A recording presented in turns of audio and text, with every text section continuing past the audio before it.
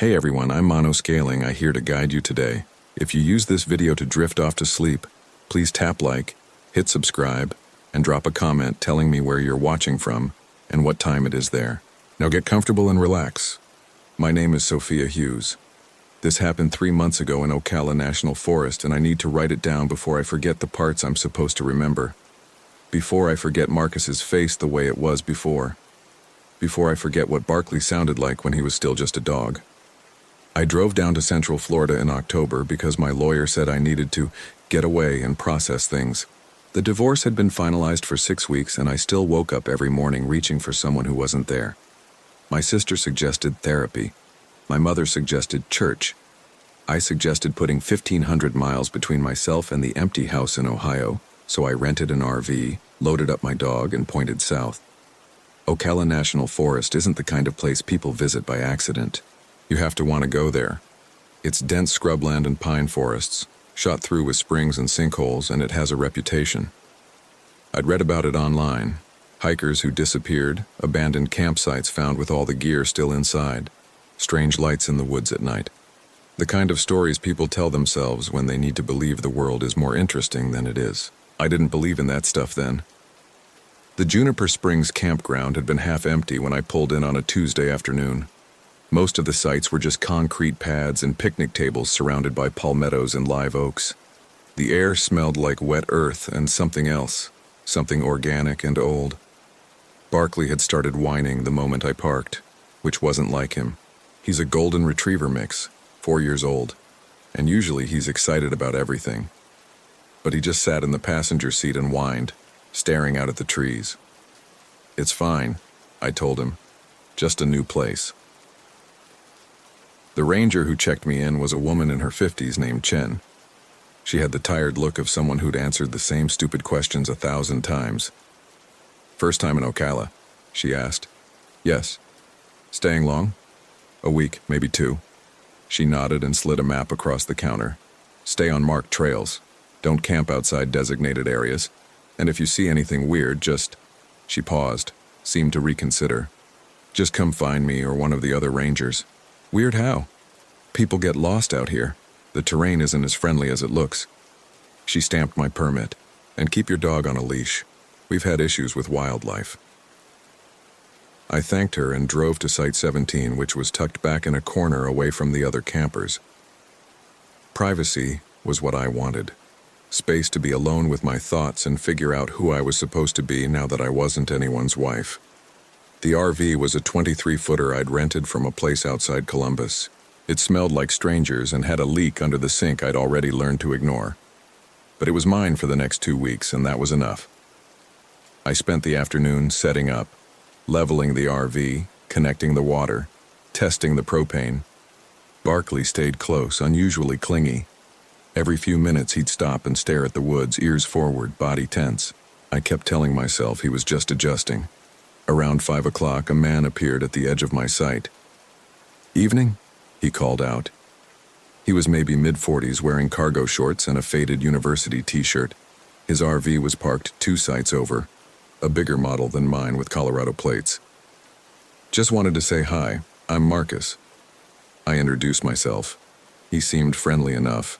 "Divorced too," he said, taking some time to find himself before he had to go back to work in December. He taught high school English in Denver and had the kind of easy manner that probably made him popular with students.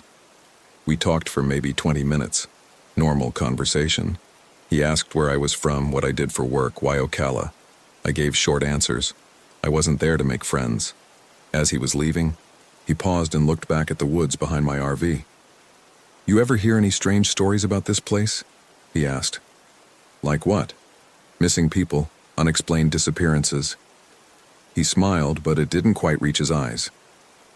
"I've been here 3 days, and I swear I keep seeing something moving between the trees at night. Probably just deer, but what?" He was quiet for a moment. Then he said, "A ranger told me something yesterday. We were talking about the trails, and he got real serious. Said there's something out here that people sometimes see. He said if I ever saw something that didn't look right, something that made my skin crawl, I shouldn't look at it. Just turn around and walk away." I laughed. Sounds like he was messing with you. Maybe. Marcus shrugged. But the way he said it, he wasn't joking around, he said. Don't look at it. Whatever you do. Like it was the most important thing he'd ever tell me. Well, thanks for the warning, I guess. Yeah. He nodded and started walking back to his site. Have a good night, Sophia. I made dinner on the RV's 2-burner stove.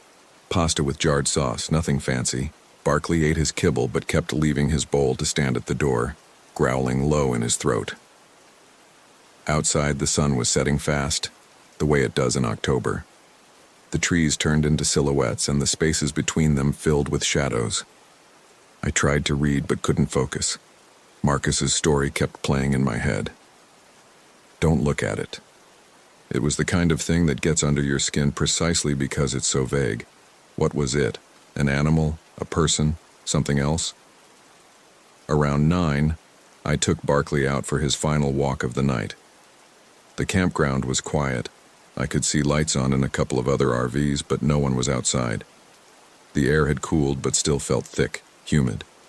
Barkley pulled hard on the leash, trying to drag me back toward the RV. Come on, you have to go, I said. He finally peed at the edge of the site, fast and nervous, then immediately tried to bolt back. I'd never seen him act like this before. Back in Ohio, he'd loved being outside at night.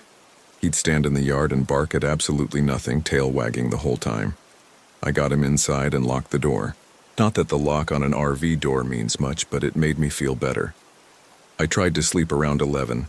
The mattress in the back of the RV was adequate but not comfortable, and I kept waking up to Barkley's whining. He was lying on the floor next to the bed, staring at the window. The blinds were down, but I could see his eyes tracking something, moving slowly from left to right like he was following movement outside. There's nothing there, I told him. But I got up and looked anyway. The window faced the woods. In the darkness, I couldn't see much, just the outline of trees against a sky that wasn't quite black, and between the trees, movement. Something pale and low to the ground, moving horizontally. Too smooth to be an animal, too deliberate. I stepped back from the window. My heart was beating hard. It's just a person, I told myself. Another camper going for a walk. But I didn't believe that. I got back in bed and lay there listening. Barkley had stopped whining. The RV made its normal settling noises, creaks and pops as the metal cooled. Outside there was wind in the trees. Normal sounds. I must have dozed off eventually because I woke up to light coming through the windows. My phone said it was 9:47 a.m., which was impossible. I never sleep past 7, even when I'm exhausted. Barkley was still on the floor, awake, watching me. When I sat up, he just put his head on his paws. Didn't wag his tail. Didn't get excited about breakfast. I got dressed and took him outside. The morning was overcast, the air still humid. Marcus's RV was silent, his camp chair sitting empty beside a dead fire pit. I figured he was sleeping in. I spent the morning trying to work. I'm a freelance graphic designer, and I'd brought my laptop with the intention of keeping up with projects, but my internet connection kept dropping. The campground was supposed to have Wi-Fi, but it barely functioned. Eventually, I gave up and decided to go for a walk. The trail nearest my site was called the Yearling Trail, a 7-mile loop through pine flatwoods and hardwood hammocks. The ranger station had warned me to stay on marked trails, so that's what I did. Barkley came with me, still nervous, but at least moving. The trail was well maintained, but empty. We walked for maybe an hour without seeing anyone. The forest around us was dense, palmetto scrub and tall pines, live oaks draped with Spanish moss. Beautiful in an oppressive kind of way. The canopy blocked most of the light, and everything had that same wet earth smell. Around the 2-mile mark, I noticed something odd. We'd passed the same fallen log 3 times, I was sure of it. A huge pine trunk lying across the trail split down the middle, with a distinctive Y-shaped branch sticking up. The first time I'd seen it, I'd taken a picture because the composition was interesting. The second time, I'd thought I was confused. The third time, I stopped walking. I pulled out my phone and checked the map. According to GPS, we'd been walking in a straight line, but that was impossible. The trail didn't loop back on itself. I tried to refresh the map, but my phone couldn't find a signal. The little pin showing my location just spun and spun, searching. "Okay," I said out loud. "Okay, this is fine. We just need to keep going forward." But forward was suddenly an ambiguous concept. The trail split ahead, neither direction marked. I didn't remember a split. I pulled out the paper map the ranger had given me, but it was useless. Too general, not enough detail. Barkley sat down and wouldn't move. When I tugged on his leash, he just planted his weight and stared at me. Not aggressive, not scared, just waiting. I chose the left path because that felt like it curved back toward the campground. We walked for another 30 minutes. The forest didn't change. Same trees, same undergrowth, same wet smell. My phone was useless. The GPS kept spinning, the time display frozen at 11:47. Eventually, the trail opened up and I saw the campground through the trees. Relief washed over me. We'd just gotten turned around. It happened. I got back to my RV and checked the time on the wall clock inside. It was 3:15 p.m. That didn't make sense. I'd left around 11:00. The walk shouldn't have taken more than 3 hours even if we'd gotten lost, and it had felt like maybe 90 minutes tops. I tried to shake off the unease. Time distortion happens when you're focused on something. I'd probably just lost track. But when I looked at my phone, it still said 11:47. I plugged it into the charger and it immediately jumped to 3:17 p.m. That evening, Marcus knocked on my door around 6. I'd been debating whether to mention the weird hike, and when I opened the door, I saw his face and forgot about it entirely. He looked wrong. It's hard to explain what I mean by that. All his features were the same face, same height, same clothes. But something about the way he held himself was off. His posture was too straight, his smile too wide, and his eyes didn't track properly. When I moved, there was a half-second delay before his gaze followed. "Evening, Sophia," he said. His voice was flat, each word precisely enunciated. "Hey," I said. Barkley, standing behind me, started that low growl again. "I wanted to ask if you've seen anything unusual today." "Unusual how?" "Just unusual." The smile didn't change. Strange occurrences, missing time, objects out of place. The way he said it made my skin crawl. It wasn't a casual question. It was like he was reading from a script. "No," I lied. "Why?" "No reason." He stood there for another moment, still smiling, not blinking. "Have a pleasant evening." He turned and walked back to his RV. His movements were too fluid, like he was gliding rather than walking. I watched until he disappeared inside, then I locked my door and closed all the blinds. Barkley wouldn't leave my side for the rest of the night. He pressed himself against my legs while I tried to eat dinner, and when I sat on the couch, he jumped up beside me and put his head in my lap. His whole body was trembling. "I know," I whispered, petting him. "I know something's wrong." Around 10 p.m., I heard footsteps outside. Slow, deliberate footsteps circling the RV. They'd pause at each window, stay for a few seconds, then move on. I turned off all the lights and sat in the darkness listening. The footsteps stopped at the door. I heard breathing on the other side, slow, rhythmic, like someone exercising tremendous control over each breath. Then Marcus's voice. "Sophia, are you awake?" I didn't answer.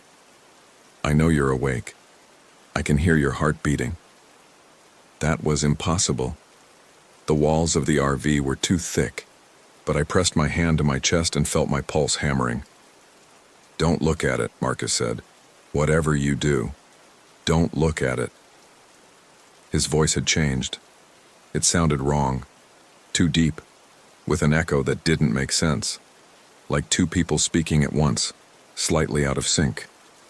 "Don't look at it, don't look at it, don't look at it." He repeated it over and over, each time the phrase degrading a little more, the words running together until it became a chant, a rhythm, a sound that made my teeth ache. Then silence. I waited for an hour before I got up and checked the peephole. Nothing outside but darkness. I didn't sleep that night. Every time I closed my eyes, I heard that breathing, felt those footsteps vibrating through the floor, and Marcus's warning, now twisted into something else entirely, looping through my mind. At dawn, or what I thought was dawn, though my phone insisted it was still 2:47 a.m., I decided I needed to leave. I'd pack up the RV and drive straight back to Ohio. Forget the rest of the trip. Forget processing my divorce. I just needed to be somewhere that felt real again. But when I tried to start the engine, nothing happened. The battery was completely dead. Everything electrical, lights, water pump, refrigerator, was out. I got out and checked the shore power connection. It was plugged in. The campground's electrical post showed a green light, indicating active power. But nothing was flowing to my RV. Marcus's RV was still dark and silent. His truck was there, but I couldn't see any movement inside. I thought about knocking on his door, asking to jump the battery, but the idea of being near him again made me feel physically sick. Instead, I walked to the ranger station. It was a mile through the campground, past empty sites and RVs that all seemed abandoned. Some of them had camp chairs and picnic setups, but no people, no sounds except my footsteps and Barkley's panting beside me. The ranger station was locked. A sign on the door said, "Back at 10:00," but didn't specify AM or PM. I checked my phone. 7:32 a.m. I waited until 9. No one came. The parking lot was empty except for one truck that looked like it had been there a while. Pine needles covering the hood, dirt caked on the tires. I started walking back, and that's when I saw him. Marcus was standing in the middle of the road about 50 yards away, just standing there, facing me. His arms hung at his sides, his head tilted at an angle that was almost imperceptible, but deeply wrong. I stopped walking. He didn't move, didn't call out, just stood there. "Marcus," I said, my voice cracking. He took one step forward, then another. His legs moved like he'd never learned to walk properly, like someone was puppeteering him from above. Barkley started barking, loud and frantic. I backed up. Marcus kept coming, step by horrible step. Then he opened his mouth and that sound came out, the same chanting from last night. "Don't look at it, don't look at it, don't look at it." But his lips weren't moving. The sound was coming from somewhere deeper, resonating from inside his chest. I ran. I pulled Barkley back toward the ranger station, then veered off the road into the woods. Stupid, reckless. But I couldn't stay on the open road with Marcus coming at me like that. The forest swallowed us immediately. The trees were taller here, the undergrowth thicker. I pushed through palmettos, the sharp leaves cutting my arms. Behind me, I could hear Marcus crashing through the brush, still chanting, getting closer. I don't know how long I ran. Time had become meaningless. The sun was overhead, then it was behind me, then it was overhead again. My phone was useless. Still stuck at 7:32, the battery indicator frozen at 34%. Eventually I stopped because I had to. My lungs were burning, my legs shaking. Barkley collapsed beside me, tongue lolling, eyes wide with fear. We were in a clearing I didn't recognize. The ground was boggy, water seeping up between my shoes. Spanish moss hung so thick from the trees it created curtains, sectioning off the space into smaller rooms. I listened for Marcus but heard nothing. "Okay," I said, trying to catch my breath. "Okay, we just need to find the main road. Flag down a car, get out of here." But I had no idea which direction the road was. I picked a direction that felt right and started walking. After maybe 10 minutes, I found a trail. Not a maintained trail like the yearling. This was narrower, overgrown, barely visible. But it was something. We followed it for what felt like an hour. The forest stayed the same. Same trees, same moss, same wet ground. My sense of direction was completely shot. Then I saw the RV. At first I thought we'd somehow walked in a circle back to the campground. But as we got closer, I realized this wasn't my RV. It was older, a different model, with Michigan plates. And it had been here a long time, rust eating through the metal, vines growing up the sides, windows so dirty I couldn't see inside. The door was hanging open. I knew I shouldn't go in. Every instinct screamed at me to keep walking. But I needed to know. Needed to understand what was happening. The inside of the RV was wrong in ways that went beyond age and abandonment. The furniture was there but distorted, like it had been heated until it melted slightly, then cooled in new shapes. The kitchenette's metal sink had flowed like liquid into new forms. The couch had fused partially with the wall, and there were marks on every surface. Scratches, gouges, long claw marks dragged through metal and wood. Some of them were shallow. Some went deep, tearing right through to the insulation. On the far wall, someone had carved words. "Don't look at it, don't look at it, don't look at it, don't look at it." Over and over, covering the entire wall, cut so deep the letters bled through to the outside. I backed out of the RV and threw up in the bushes. When I straightened up, Marcus was standing at the edge of the clearing. But there were two of him. No, not two. The Marcus on the left was the one I'd met that first day, wearing the same cargo shorts and university shirt. The Marcus on the right was wrong. Too tall, limbs too long, face stretched and distorted like someone had grabbed it from above and pulled. They both smiled at the exact same time. "Don't look at it," they said in unison. Then they started walking toward me. I ran again, Barkley at my heels.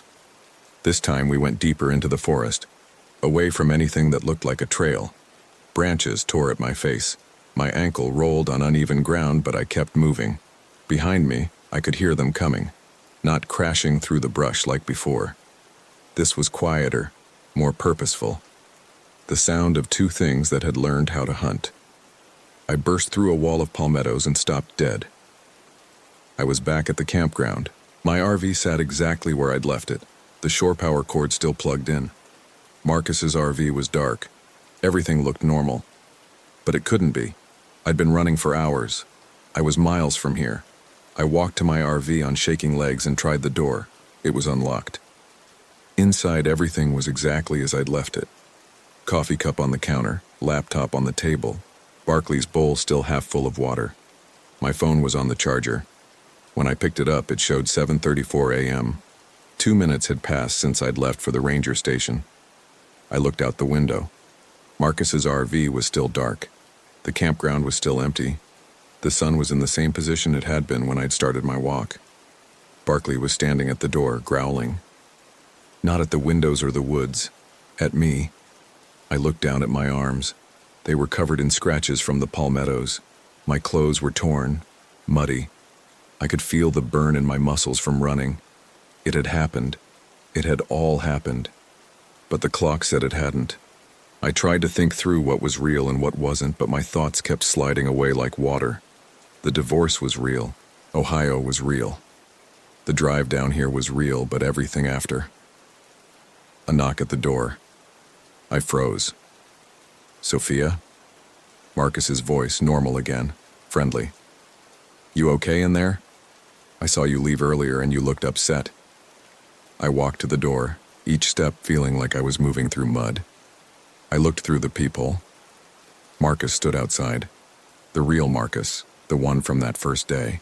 No distortion, no wrongness. Just a middle-aged man in cargo shorts looking concerned. I opened the door. "Hey," I said. My voice sounded strange in my own ears. "You all right? You look like you've seen a ghost." "I'm fine.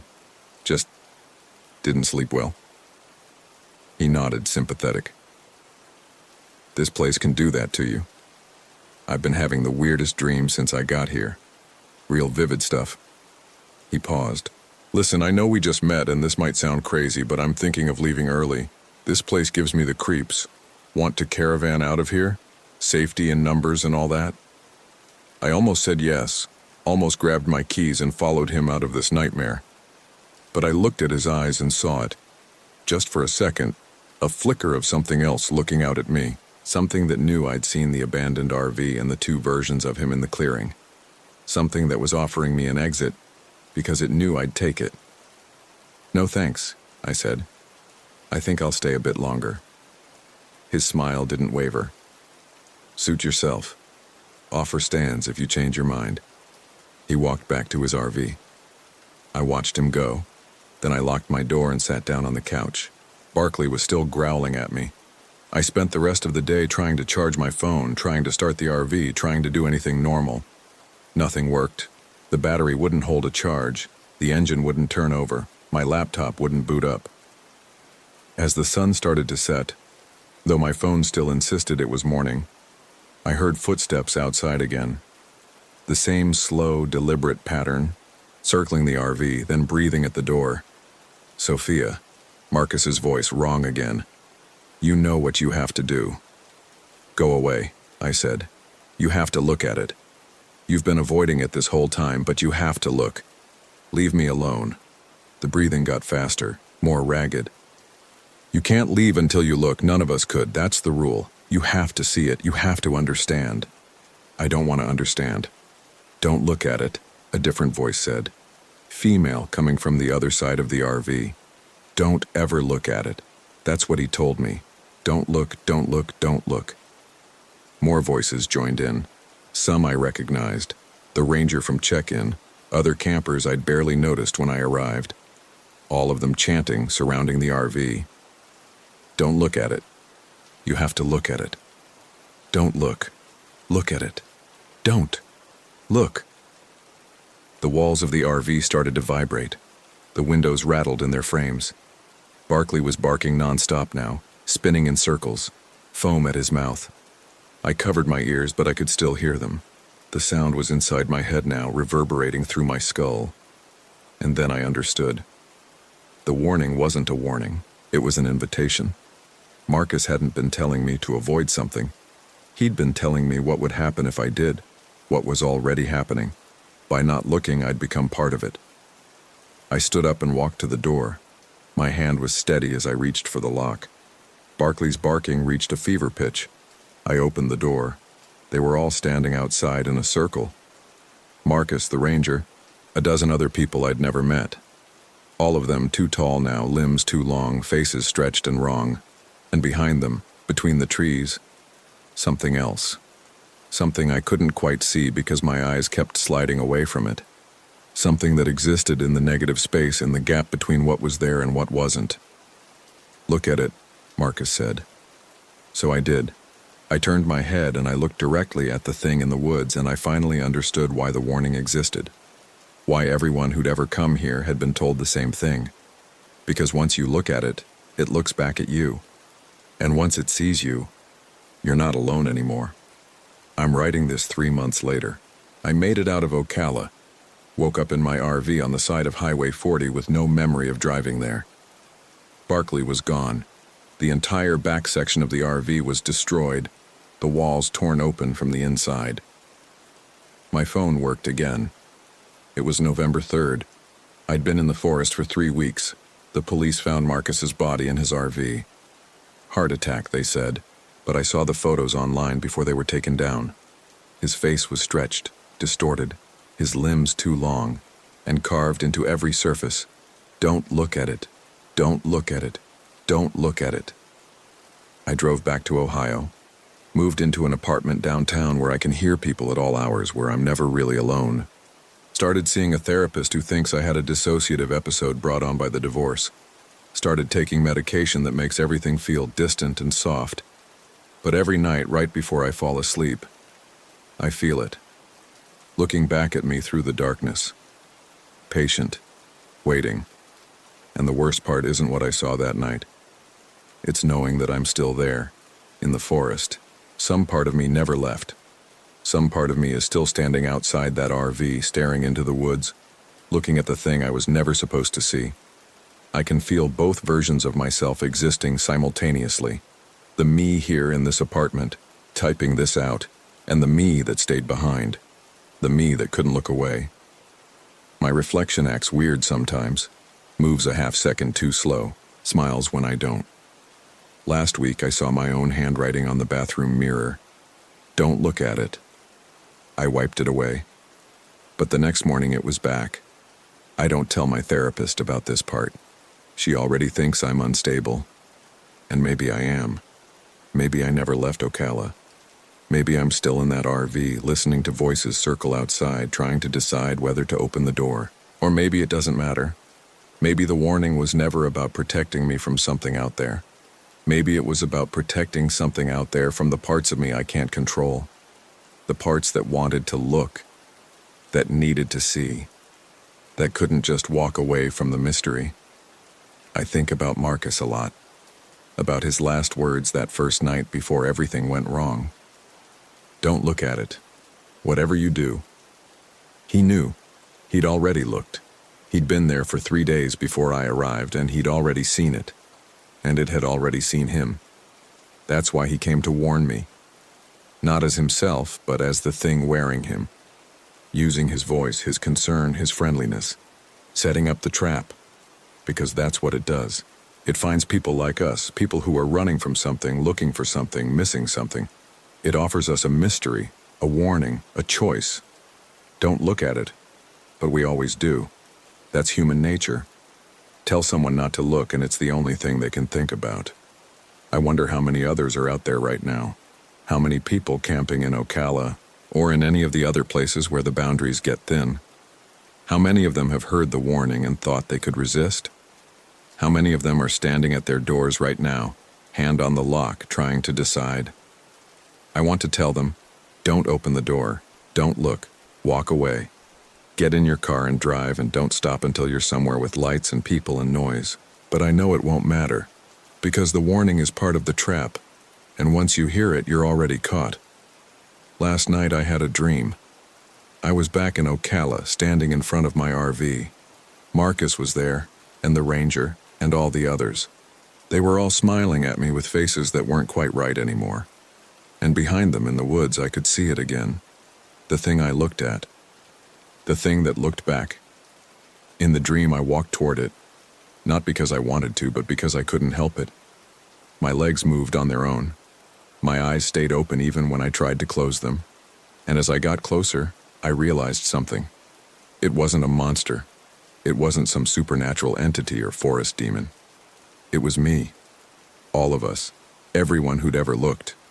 Combined. Merged. Stretched across time and space into something that existed in the gaps. A collective of people who couldn't leave well enough alone. Who had to know. Who had to see. We were the thing in the woods. And we were waiting for the next person to hear the warning. To wonder what it meant. To open their door and look. I woke up at 3:47 a.m. My apartment was dark and quiet, but I could hear breathing coming from the closet. I should check, I know I should. Because if there's someone in there, I need to know, I need to see. But I also know what will happen if I open that door. I'll look, and it will look back. And I'll finally, completely become the thing I saw in the woods, so I'm sitting here writing this instead. Trying to put it all down before I forget. Before the boundaries between the me here and the me there dissolve completely. If you're reading this, if you ever find yourself in Ocala or any place like it, if someone tells you about something in the woods and warns you not to look at it, please, don't look. But I know you will. Because I told you not to. And now you're thinking about it. Wondering what it is. What I saw. What's waiting out there in the dark spaces between the trees. The breathing from the closet is getting louder. My hand is on the doorknob. I'm going to look. I can't help it. Don't look at it. Don't look at it. Don't.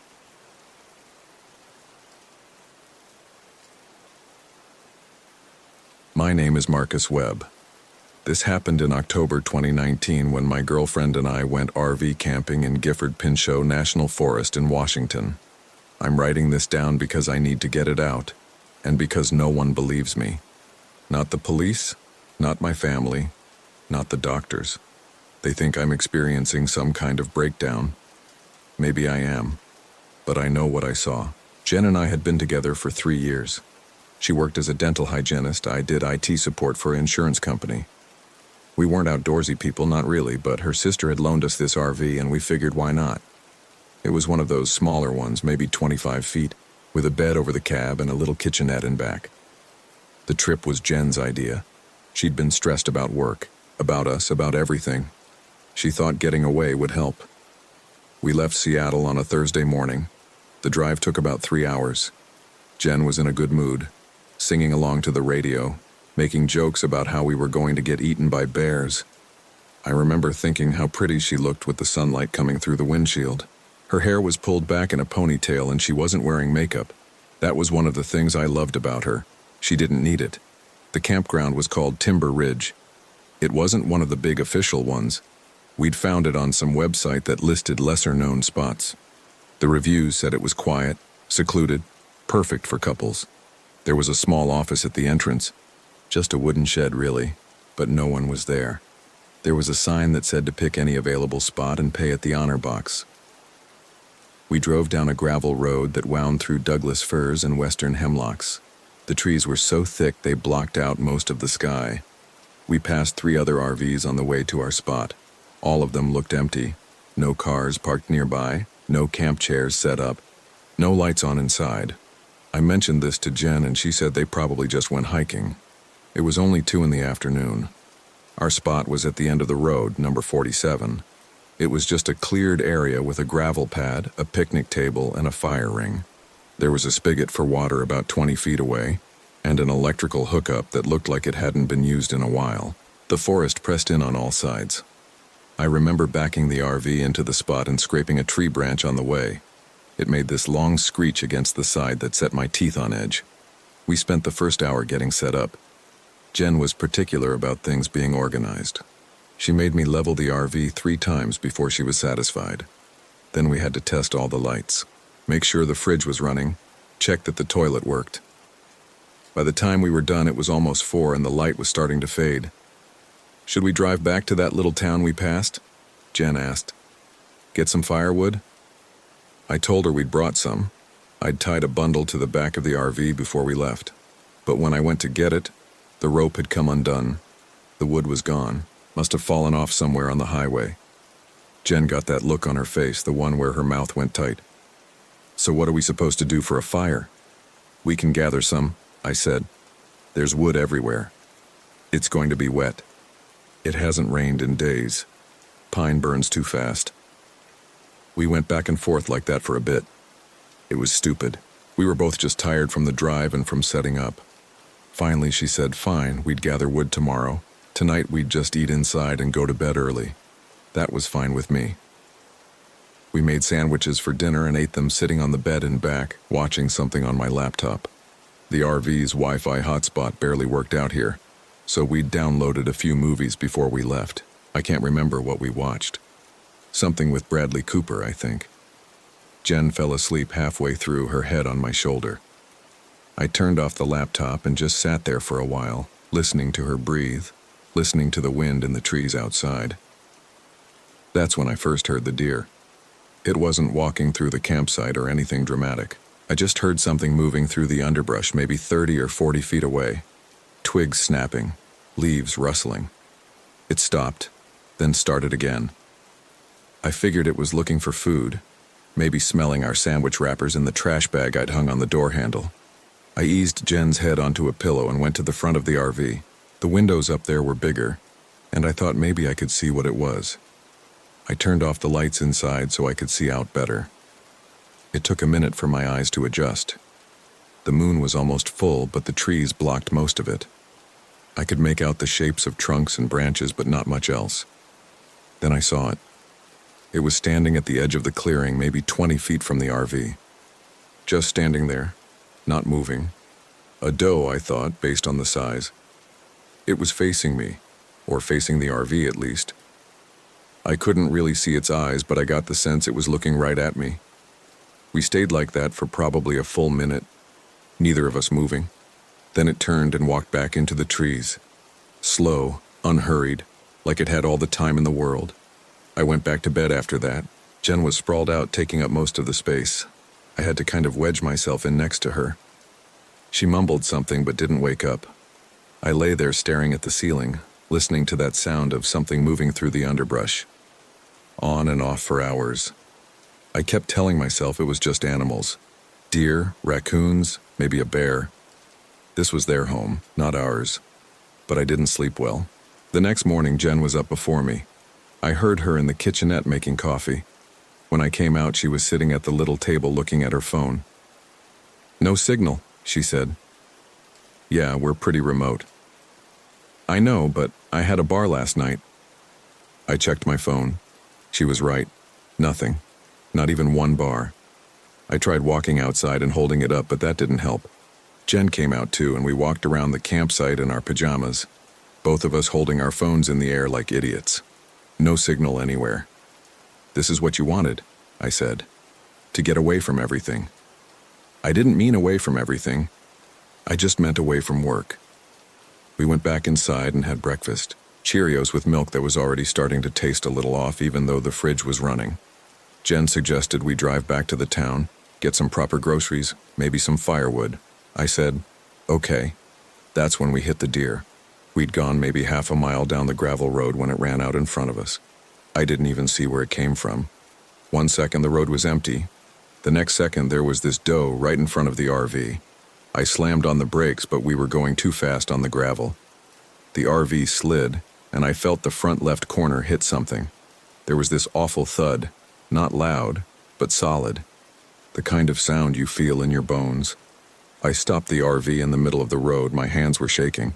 Jen had braced herself against the dashboard and was breathing hard. "Did you hit it?" she asked. "I think so." We got out and walked back. The doe was lying in the middle of the road about 15 feet behind us. It wasn't moving. There was blood coming from its mouth and nose, a dark puddle spreading on the gravel. Its eyes were open, but they looked wrong. Cloudy. One of its legs was bent at an angle that made my stomach turn. "Oh God," Jen said. "Oh God, Marcus." I didn't see it. It just ran out. "Is it dead?" I didn't want to get close to it, but I did. I crouched down a few feet away and watched its chest. Nothing. No rise and fall. No breathing. The blood had stopped flowing. "Yeah," I said. "It's dead." Jen started crying, not sobbing or anything, just tears running down her face. She was an animal person. She had 2 cats at home that she loved more than anything. I put my arm around her, but she shrugged me off. "We should move it," she said. "Move it where?" "Off the road, into the trees. We can't just leave it here." I didn't want to touch it, but she was right. If another RV came through, and I hadn't seen any but presumably they existed, they'd hit it too. So I grabbed the doe by its back legs and pulled. It was heavier than I expected. Dead weight, I guess. The phrase took on new meaning. Jen helped me, and together we dragged it off the road and about 10 feet into the underbrush. Some of the blood smeared on my hands. I wiped it on my jeans. "Should we bury it?" Jen asked. "With what? We don't have a shovel." "We should do something. The forest will take care of it. That's how nature works." She didn't like that answer, but she didn't argue. We got back in the RV and drove in silence to the town. It was called Morton, just a little place with one main street. We found a grocery store and bought some things. Milk, eggs, bread, Lunch meat, beer, firewood at a gas station. The woman working there was friendly, asked us where we were camping. When I told her Timber Ridge, she got this look on her face. "Just you two?" she asked. "Yeah, why?" "No reason. It's just real quiet out there this time of year." That's what we wanted. She rang up the firewood and didn't say anything else. I wanted to ask what she meant, but Jen was already heading out the door with the groceries. On the drive back, I kept thinking about that look on the woman's face. Like she knew something we didn't, but that was stupid. She was probably just making conversation. People in small towns do that. We drove past where we'd hit the deer. The blood was still on the road, but the body was gone. I didn't mention it to Jen. I figured an animal had dragged it off. Coyote or something. The forest takes care of itself. Back at the campsite, we unloaded everything and I started a fire. It was only 3 in the afternoon, but the temperature was dropping. The weatherman on the radio, the only thing that came in clearly, said it would get down to the 30s that night. Jen sat at the picnic table wrapped in a blanket while I got the fire going. Neither of us talked much. The deer thing had put us both in a mood. Around 5, I made hamburgers on a little camp stove I'd brought. We ate them sitting by the fire. The sun was going down early, the way it does in October. The shadows under the trees got longer and longer until they all merged together into one big darkness. "Do you think there are other people here?" Jen asked. "In the campground?" "Yeah. I haven't seen anyone." "Neither have I." But those other RVs must belong to someone. Maybe they're abandoned. Who would abandon an RV? She shrugged and threw her paper plate into the fire. We watched it curl and burn. The flames made shadows dance on her face. For a second she looked different. Older, maybe. Or just tired. That's when I saw the deer again. It was standing at the edge of the firelight, maybe 20 feet away. Same size as the one we'd hit, same build. Just standing there watching us. Its eyes reflected the firelight. 2 bright dots in the darkness. "Jen," I said quietly. "Don't move." "What?" "There's a deer behind you." She turned her head slowly. When she saw it, she went completely still. We stayed like that for maybe 30 seconds. The deer didn't move, just stood there staring at us with those bright eyes. Then Jen said, "Is that the one we hit?" "No, that one's dead." "Are you sure?" "Yes." But I wasn't sure. Not really. How could you tell one deer from another in the dark? They all looked the same, and this one was the right size, the right build. But the one we hit was dead. I'd seen it die. Seen the blood, the broken leg, the cloudy eyes.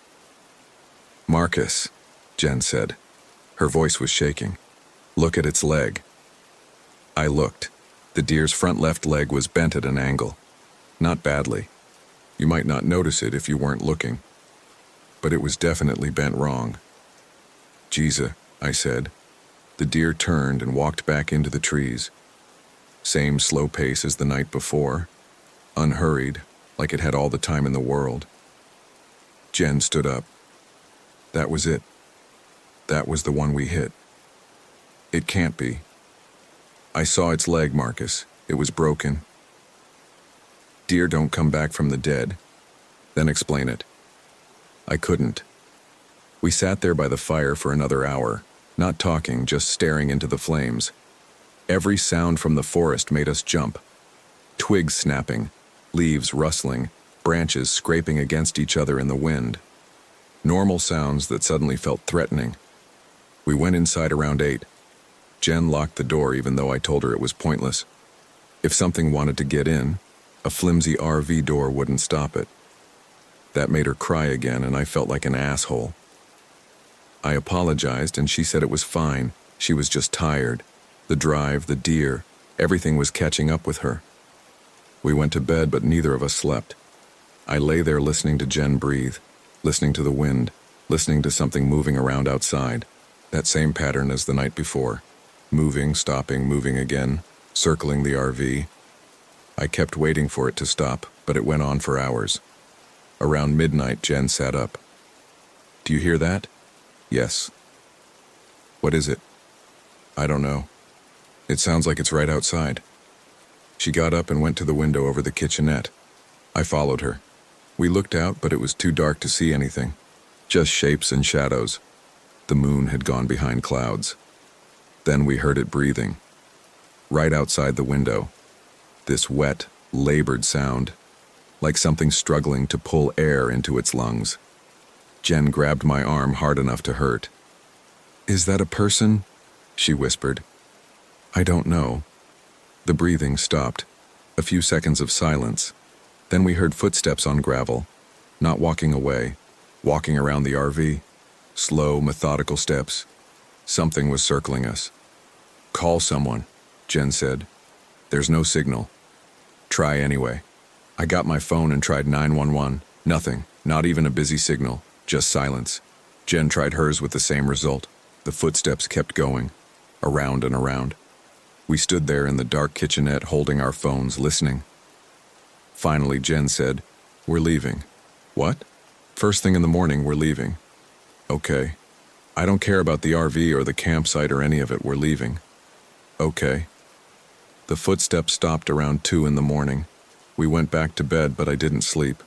I just lay there watching the ceiling, waiting for dawn. Jen's breathing eventually evened out, but her body was tense next to mine. I don't think she was really asleep either.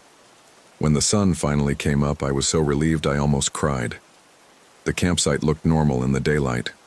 Trees, gravel, our dead fire ring. No deer, no footprints, No signs that anything had been circling us all night.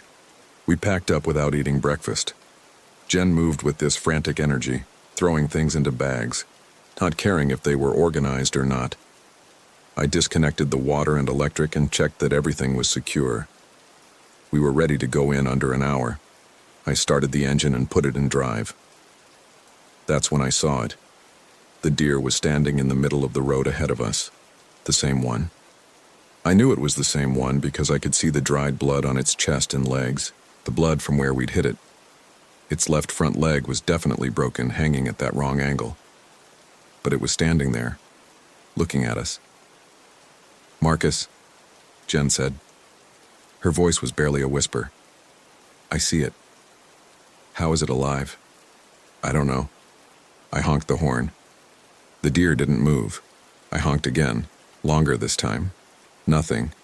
It just stood there staring at us with those cloudy eyes. "Drive around it," Jen said. "There's not enough room." The road was narrow, trees on both sides. If I tried to go around, I'd risk getting stuck or scraping the RV again. Jen started to cry, and I felt that familiar helplessness, that feeling of not knowing what to do. "I'm going to get out," I said. "Don't. I'll just scare it off, wave my arms or something." "Marcus, don't." But I was already opening the door. The deer watched me get out. It didn't move, didn't react. Up close, I could see how wrong it was. The dried blood wasn't just on its chest. It was everywhere. Matted in its fur, caked around its mouth and nose. And its eyes weren't just cloudy. They were filmed over, white and dead. But it was standing there, looking at me. I took a step toward it. "Get out of the way!" It tilted its head. Just a slight movement, but enough to make my skin crawl. Like it was studying me, trying to figure something out. "Get!" I yelled. I waved my arms. "Get out of here!" The deer turned and walked into the trees. Same slow pace. I watched until I couldn't see it anymore, then got back in the RV. My hands were shaking so badly I could barely grip the steering wheel. "Is it gone?" Jen asked. "Yeah." We drove down the road. I kept expecting the deer to run out in front of us again, but it didn't. We passed the other RVs, still empty, still dark. We reached the entrance and turned onto the main road that would take us back to the highway. Jen let out this long breath. Thank God. Yeah. We drove for maybe 5 minutes. Trees on both sides, the road winding through the forest. Then I saw the sign, "Welcome to Timber Ridge Campground." We were back at the entrance. "What the hell?" I said. I turned the RV around and drove the other direction. We went for 10 minutes this time. I kept my eyes on the odometer, watching the tenths of a mile tick by. When we hit 2 miles, I should have been well past the campground, almost to the highway. But then I saw it again. "Welcome to Timber Ridge Campground." "Marcus." Jen's voice was high and tight. "I know. How are we back here?" "I don't know." I turned around again. This time I drove faster, not caring if the RV bounced over potholes. 15 minutes, 3 miles. But it didn't matter. The road just curved back on itself, and there was the sign again. "Welcome to Timber Ridge Campground." Jen started to hyperventilate. I pulled over and tried to calm her down, but she was spiraling. "We're stuck here. We're stuck. Why are we stuck?" "We're not stuck. There has to be another way out." "There isn't. We keep ending up at the same place." "Then we'll drive through the forest. Cut our own road." "In an RV?" She was right. It was stupid, but I didn't know what else to suggest. We sat there on the side of the road for maybe 20 minutes while Jen cried, and I tried to think. Finally, she said she wanted to go back to our campsite. Just for now, just until we figured out what to do. So that's what we did. The campsite looked the same as when we'd left it. Fire ring still full of ashes. Picnic table still there. Our tire tracks still visible in the gravel. Jen went inside the RV and lay down. I stayed outside and walked around, trying to make sense of what was happening. The road only went in one direction. There were no turnoffs, no side roads. It should have been impossible to end up back where we started. But we had. 3 times. I thought about walking out, just leaving the RV and hiking through the forest until I hit the highway. But that could take days. and I didn't want to leave Jen alone. And something about the idea of being out there in the trees by myself made my chest tighten with panic. Around noon, Jen came back out. She'd stopped crying, but her face was pale and her eyes were red. "I'm sorry," she said. "For what?" "For losing it. I just don't understand what's happening." "Neither do I." "Do you think we're going crazy?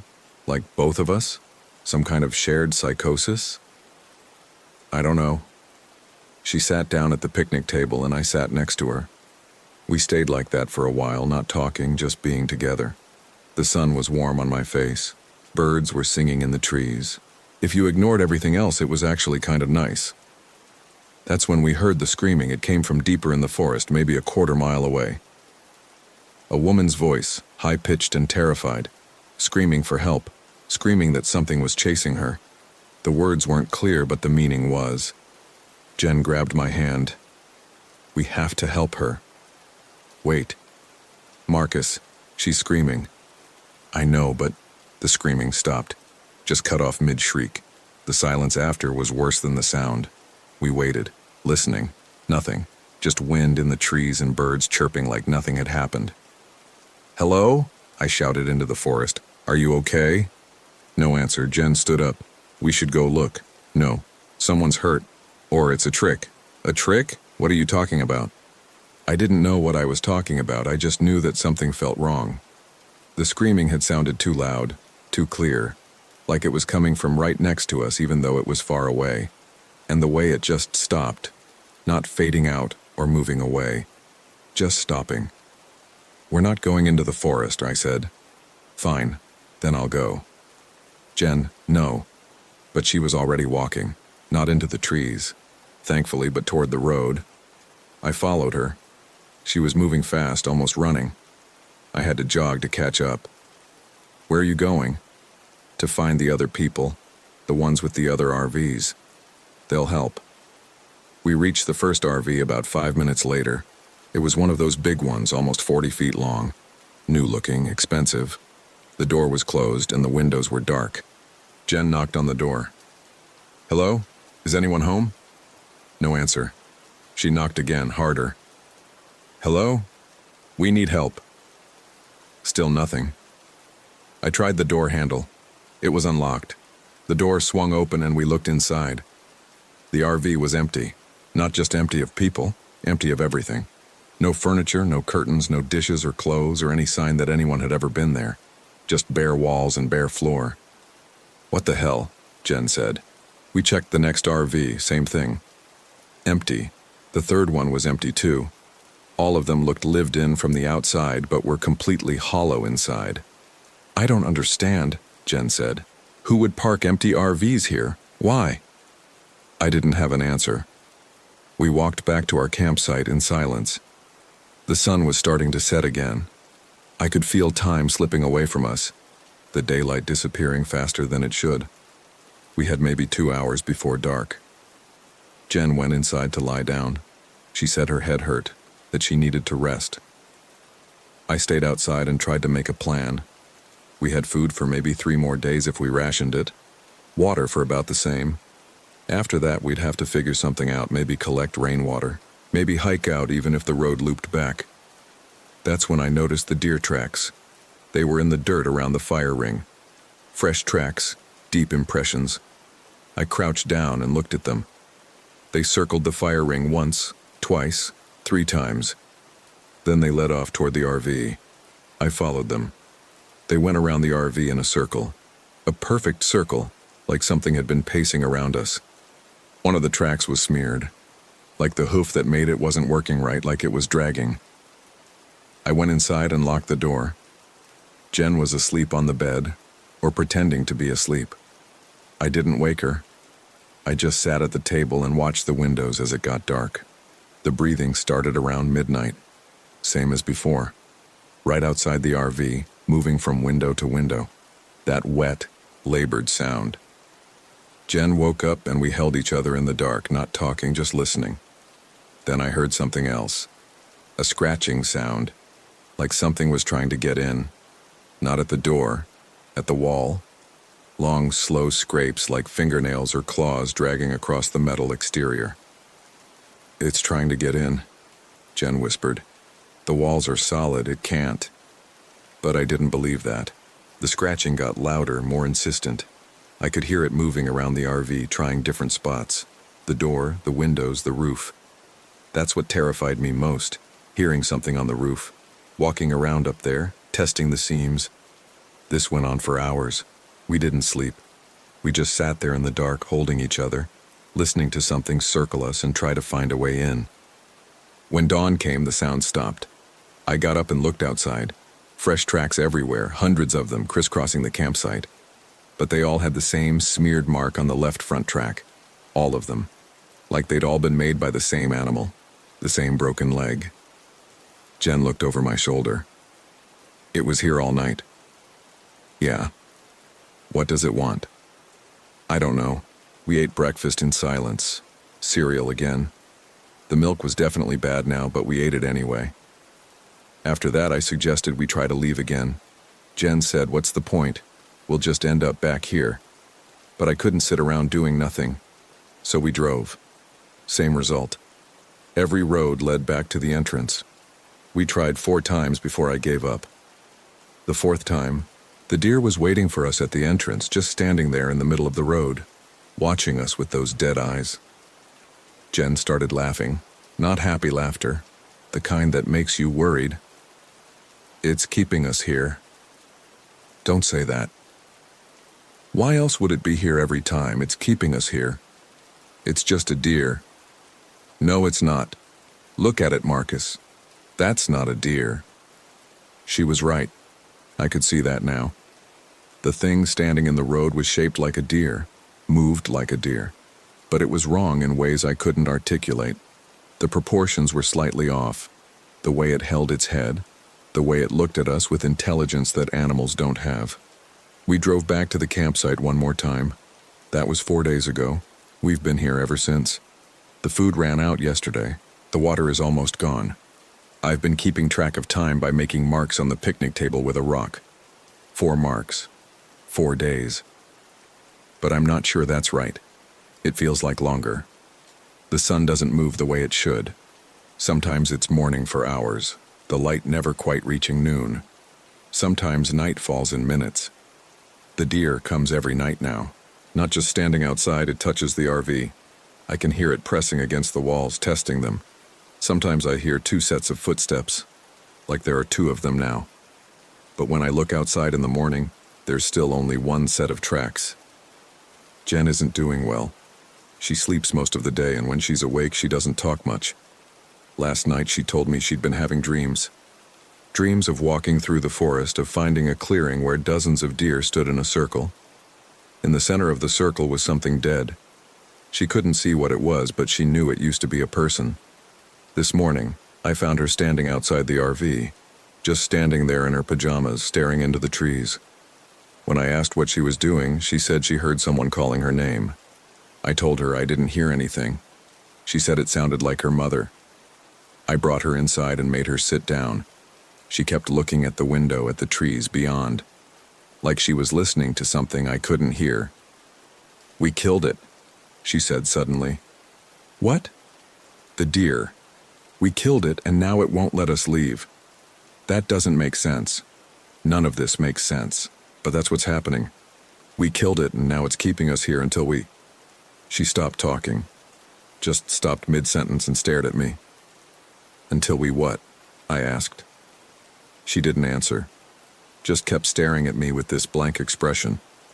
After a minute, she got up and went to the bed and lay down facing the wall. That was 6 hours ago. She hasn't moved since. I've called her name, shaken her shoulder, but she won't respond. She's breathing, her eyes are open, but it's like she's not there anymore. I'm writing this down because I don't know what else to do.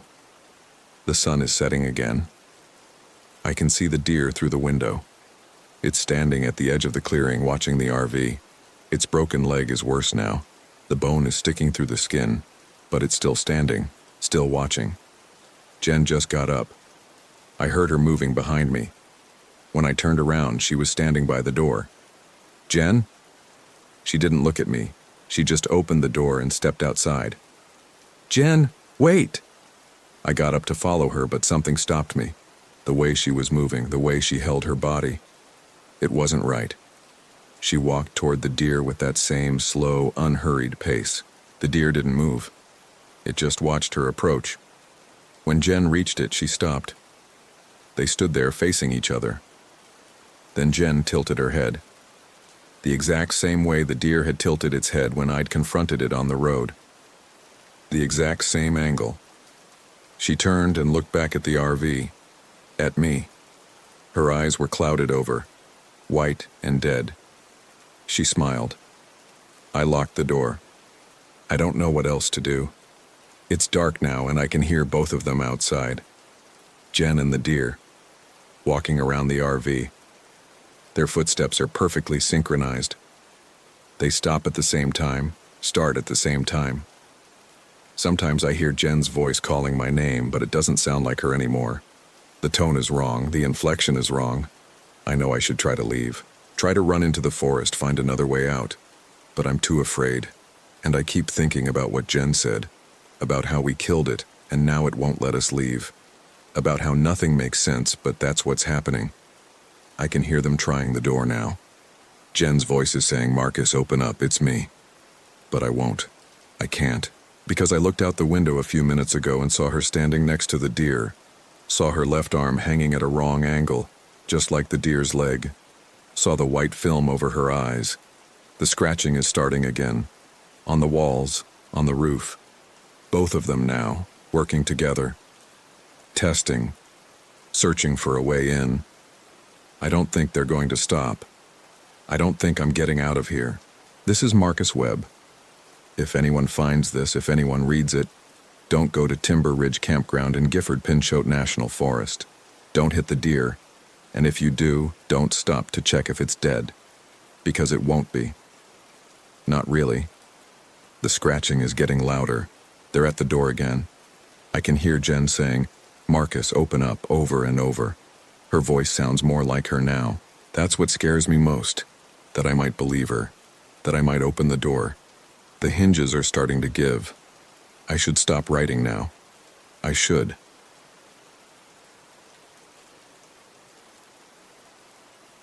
My name is Hannah Carter. This happened last February at Duck Creek Village in Utah. I need to write this down while I still remember it clearly, or at least while I still trust that what I remember is real. The doctors say I have PTSD. My sister thinks I had a breakdown. The police closed the investigation after 3 weeks. But I was there. I know what I heard. I'd been planning the trip for months. After the divorce was finalized in December, I bought a used RV with some of the settlement money, a 2015 Forest River, 26 feet. Nothing fancy, but it was mine. I'd never owned anything that was completely mine before. Derek always made the decisions about everything we bought together, everything we did. The RV was my middle finger to that whole life. I'm not outdoorsy. I want to be clear about that. I didn't grow up camping. I'd been camping maybe twice in my life, both times because Derek wanted to go. But the idea of driving somewhere remote and just existing for a while without anyone asking me questions or expecting anything from me, that appealed to me in a way I can't quite explain. Duck Creek Village sits at about 400 feet elevation in the Dixie National Forest. It's a summer tourist spot, but in February, it's practically deserted. I'd read online that they kept one small campground open year-round for winter RV camping, mostly for people passing through or ice fishing nearby.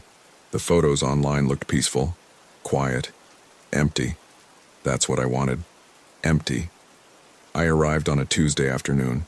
The drive from Salt Lake City had taken longer than expected because of road conditions. The highways were clear. But once I got up into the mountains, everything was covered in that hard-packed snow that never quite melts. The kind that's been driven over so many times it's more ice than snow. The campground had maybe 15 RV spots total, arranged in a rough horseshoe shape around a central building that housed the bathrooms in a small camp store. When I pulled in, I counted 3 other RVs. One was clearly permanent. It had a wooden deck built around it and flower boxes that were empty this time of year. The other two looked like they were actually being used for camping. I picked a spot on the far end, away from the others. Not because I was antisocial exactly, but because I didn't want to make small talk. I didn't want to explain why a 34-year-old woman was winter camping alone in southern Utah. I didn't want sympathetic looks when I said I was recently divorced. Setting up the RV took longer than I'd practiced in my driveway. Everything was stiff from the cold. My fingers kept going numb even with gloves on. But eventually I got the water and electric hooked up, the stabilizers down, the heat running.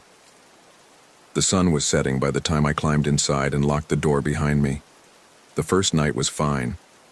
Cold, but fine. The RV's heater kept up, and I made myself instant ramen on the little propane stove and watched a movie on my laptop until the battery got low. I fell asleep around 10. The next morning I met David and Kelly Green. They knocked on my door around 8 a.m. I was making coffee when I heard it. 3 sharp raps that made me jump. I wasn't expecting anyone to know I was there, let alone come looking for me. David was maybe 40, 45, tall with a beard that was more gray than brown. Kelly was younger, probably mid-30s like me, with dark hair pulled back in a ponytail. They both had that outdoorsy look, the kind of people who own nice hiking boots and know how to use them. "Sorry to bother you," David said when I opened the door. "We're in the spot 3 down from you. Just wanted to introduce ourselves. Not many people camp up here this time of year." "Hannah," I said. I didn't invite them in. "We're here for the ice fishing," Kelly added. She had a friendly smile, but there was something about the way she looked at me. Not unfriendly exactly, but assessing, like she was trying to figure out what my story was. "You fish?" "No," I said. "Just needed to get away for a bit." David nodded like he understood. "Best place for it. We come up every February. It's like the whole world stops existing up here." We made small talk for a few more minutes. They told me about the ice fishing, about how the bathroom facilities stayed heated all winter, about how to keep my water lines from freezing, normal camping advice. I thanked them and said I'd probably see them around, and they left. I spent the rest of the day reading and doing a whole lot of nothing. That was the point after all. Around 3 p.m. I bundled up and walked to the camp store to buy some firewood. The woman working there was probably 70 with leathery skin and suspicious eyes. "Storm coming," she said as she rang me up. "I didn't see that in the forecast," I said. She shrugged. "Forecast don't mean much up here. You get a feeling for it. Should hit tonight. You got supplies?" I said I did, though I wasn't entirely sure what supplies I was supposed to have. She sold me some chemical hand warmers and a flashlight with fresh batteries, just in case. I paid and left, feeling slightly unsettled in a way I couldn't name. The sky was clear, painfully blue. There wasn't a cloud anywhere. By dinner time, clouds had rolled in, thick, dark ones that sat low over the mountains. The temperature dropped fast. I could feel it even inside the RV. I turned the heater up and made more ramen, then settled in with my book. The snow started around 8 p.m. At first, it was light. Flurries that didn't seem like much. But within an hour it was coming down hard. The kind of snow that doesn't fall so much as drives at you sideways. I could hear the wind picking up, rattling the RV slightly on its stabilizers. I wasn't worried. The RV was warm. I had food. The propane tank was full. I'd ridden out worse storms in suburban Salt Lake City houses. The footsteps started at 3:06 a.m. I know the exact time because I looked at my phone when I woke up. The sound was what woke me, a distinct creaking above my head, like someone taking slow, deliberate steps across the roof of the RV. I lay there in the dark, listening. The storm was still going strong. Wind howled. Snow battered the windows. But underneath all that noise, I could hear it. Footsteps, moving from the front of the RV toward the back right above where I was lying in bed. I told myself it was ice, snow building up, then sliding, branches falling from trees, except there were no trees directly above my RV. I'd parked in an open spot specifically to avoid that. The footsteps stopped directly above me. I held my breath, waited. The wind screamed. The RV rocked slightly. Then the footsteps moved again back toward the front. Slow. Methodical. Like someone pacing. I grabbed my phone and turned on the flashlight. I climbed out of bed, my heart hammering, and moved to the front of the RV. I stood on the seat by the driver's area and looked out the windshield at the roof. Snow. That's all I could see. Thick snow covering everything. The wind was blowing so hard I could barely see 5 feet in front of the RV. If someone was up there, I wouldn't be able to see them in this. The footsteps had stopped. I stood there for maybe 10 minutes, shining my phone's flashlight uselessly out the windshield, seeing nothing but white. Eventually, I convinced myself I'd imagined it. Storm sounds. The RV settling. Whatever. I went back to bed but didn't sleep. The storm continued all the next day. By morning, there had to be at least 2 feet of fresh snow, maybe more. The wind hadn't stopped. I couldn't see the other RVs anymore. The snow was too thick, the wind too strong. It was like being inside a whiteout. I tried my phone around 9 a.m., no signal. That wasn't surprising given the storm and the elevation. I had some podcasts downloaded, so I listened to those. Made oatmeal. Tried not to think about the footsteps. Around noon, someone knocked on my door. I nearly jumped out of my skin. I wasn't expecting anyone to be outside in this weather. It was David. He was bundled up like an Arctic explorer, his beard crusted with ice and snow. "Hey," he shouted over the wind. "Just checking on everyone. You doing okay?" "Fine," I shouted back. "Do you need something?" "Have you seen Kelly?" I blinked. "What?" "Kelly, my wife. She went to the bathroom around 9 this morning and never came back." The bathroom building was maybe 50 yards from my RV, in good weather a 30-second walk. In this storm, it might as well have been a mile. "No," I said. "I haven't seen anyone. Could she have gotten disoriented? Ended up at the wrong RV?" "I've checked everywhere I can reach," he said. His face was tight with worry. "The bathroom door's open, but she's not there. I thought maybe she came here by mistake." "She didn't," I said. "I'm sorry. Do you want to come in and warm up?" He shook his head. "I need to keep looking." He left before I could say anything else, disappearing into the white curtain of snow. I closed the door and locked it. I told myself Kelly had probably gotten confused in the whiteout, ended up at one of the other RVs, was waiting out the storm there. People don't just vanish, not in the middle of a campground. The footsteps came back that afternoon. It was around 3 p.m. and I was reading, or trying to. I kept thinking about Kelly, about David's face. Then I heard it again, that same slow, deliberate walking on the roof, back and forth, front to back, like someone pacing. I put my book down and listened. This time I was wide awake. I wasn't imagining it. The steps were too regular to be snow falling, too deliberate, and they had weight to them. I could hear the slight groan of the roof under the pressure. I grabbed a broom from my tiny closet and banged it against the ceiling. "Get off!" I shouted. The footsteps stopped immediately. I waited, breathing hard, the broom raised like a weapon. Nothing. Just the howl of wind and the rattle of snow against the windows. Then slowly, the footsteps started again. Same pace, same deliberate walk. Like whoever was up there was ignoring me entirely. I banged again. I said, "Get off my RV." This time the footsteps didn't stop. They continued their pattern, front to back to front, over and over. I didn't know what to do. Call for help? No phone signal. Go outside and check? In a whiteout blizzard? That seemed like a good way to end up like Kelly. Lost, disoriented, frozen. So I sat there, listening to someone walk on my roof, and tried to convince myself there was a logical explanation. By evening, the storm had somehow gotten worse. The wind sounded like it was trying to rip the RV apart. Snow had drifted up against the windows on one side, blocking them completely. I couldn't see outside anymore, couldn't tell if it was day or night except by my phone's clock. And the footsteps didn't stop. They walked all evening, same pattern. Front to back to front. Sometimes they'd stop for a few minutes and I'd think maybe whoever it was had climbed down. left. Then they'd start again. I tried everything. I banged on the ceiling. I shouted. I even played music loud, trying to drown out the sound. Nothing worked. The footsteps continued, steady and patient, like they had all the time in the world. Around 8 p.m., I heard voices outside.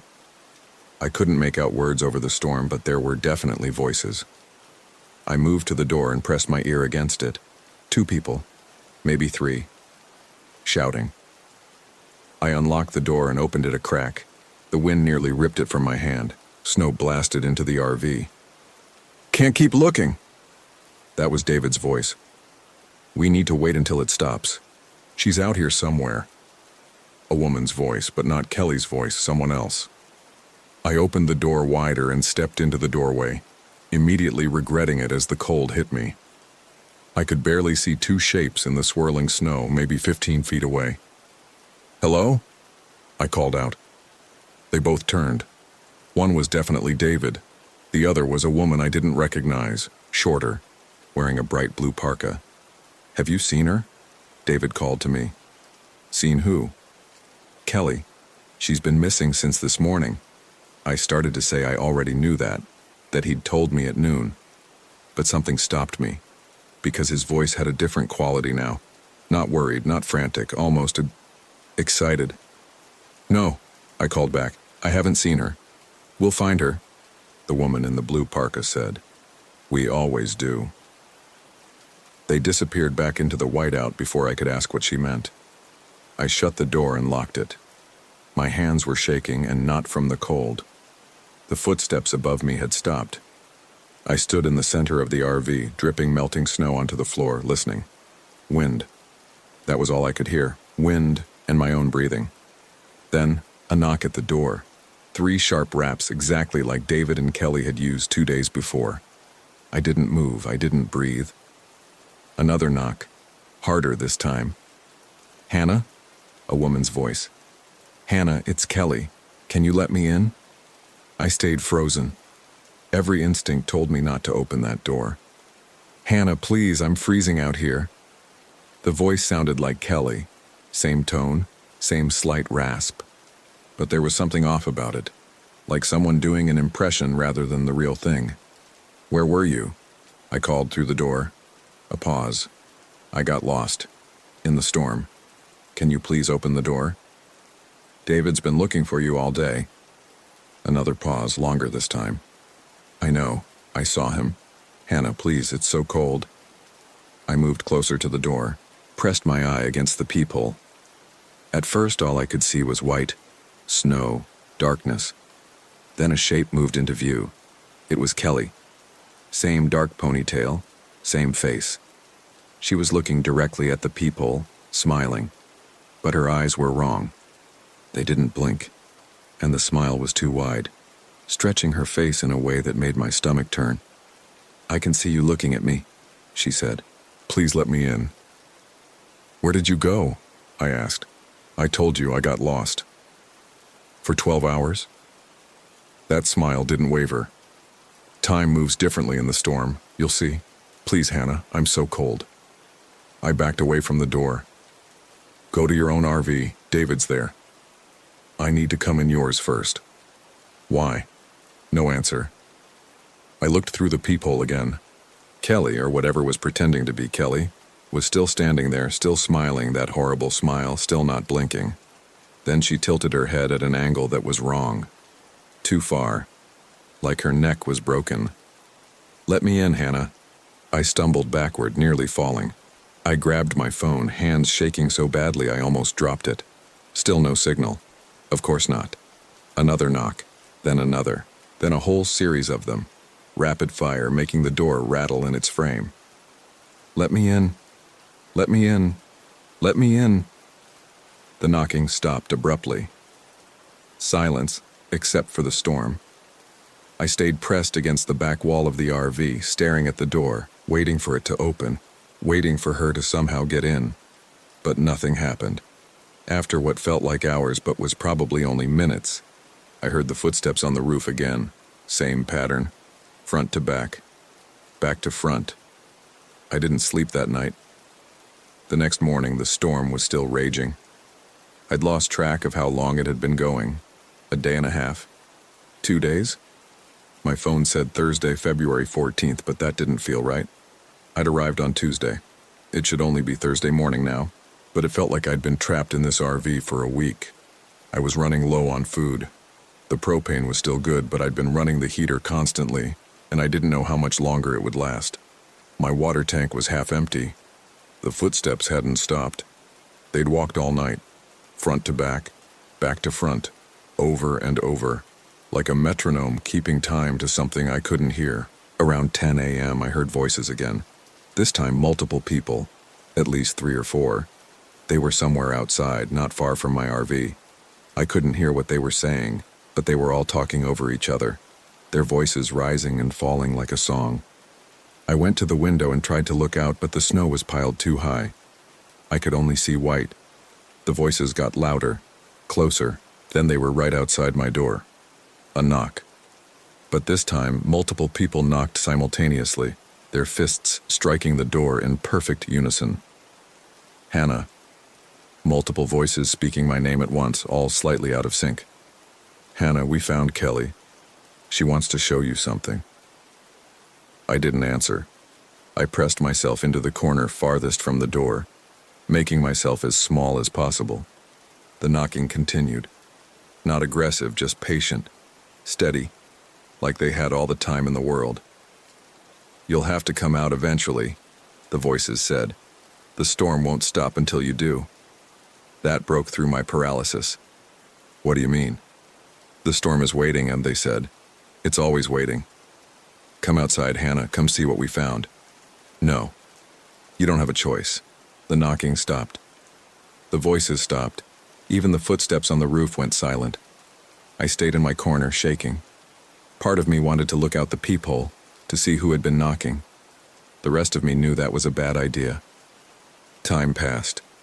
I don't know how much. The storm continued, but inside the RV everything was quiet. No footsteps, no knocking, no voices. I started to think maybe it was over. Maybe they'd left. Maybe I'd imagined the worst of it. Stress, isolation, cabin fever making me see and hear things that weren't there. Then I smelled smoke. Not wood smoke. Something chemical. Acrid.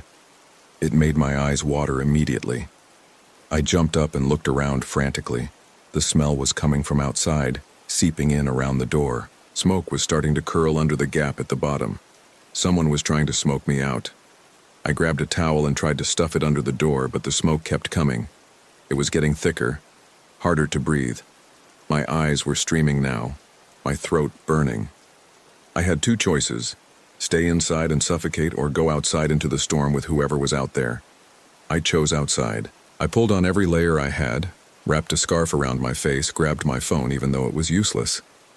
I stood by the door, took 3 deep breaths of the increasingly toxic air, and threw the door open.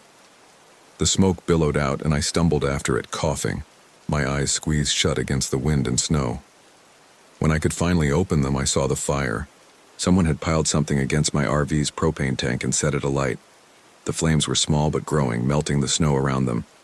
I ran away from the RV, away from the fire, into the storm. I didn't have a direction. I just ran. The snow was deep, past my knees in some places. The wind was so strong I could barely move forward. I couldn't see anything. White everywhere. Up, down, all directions.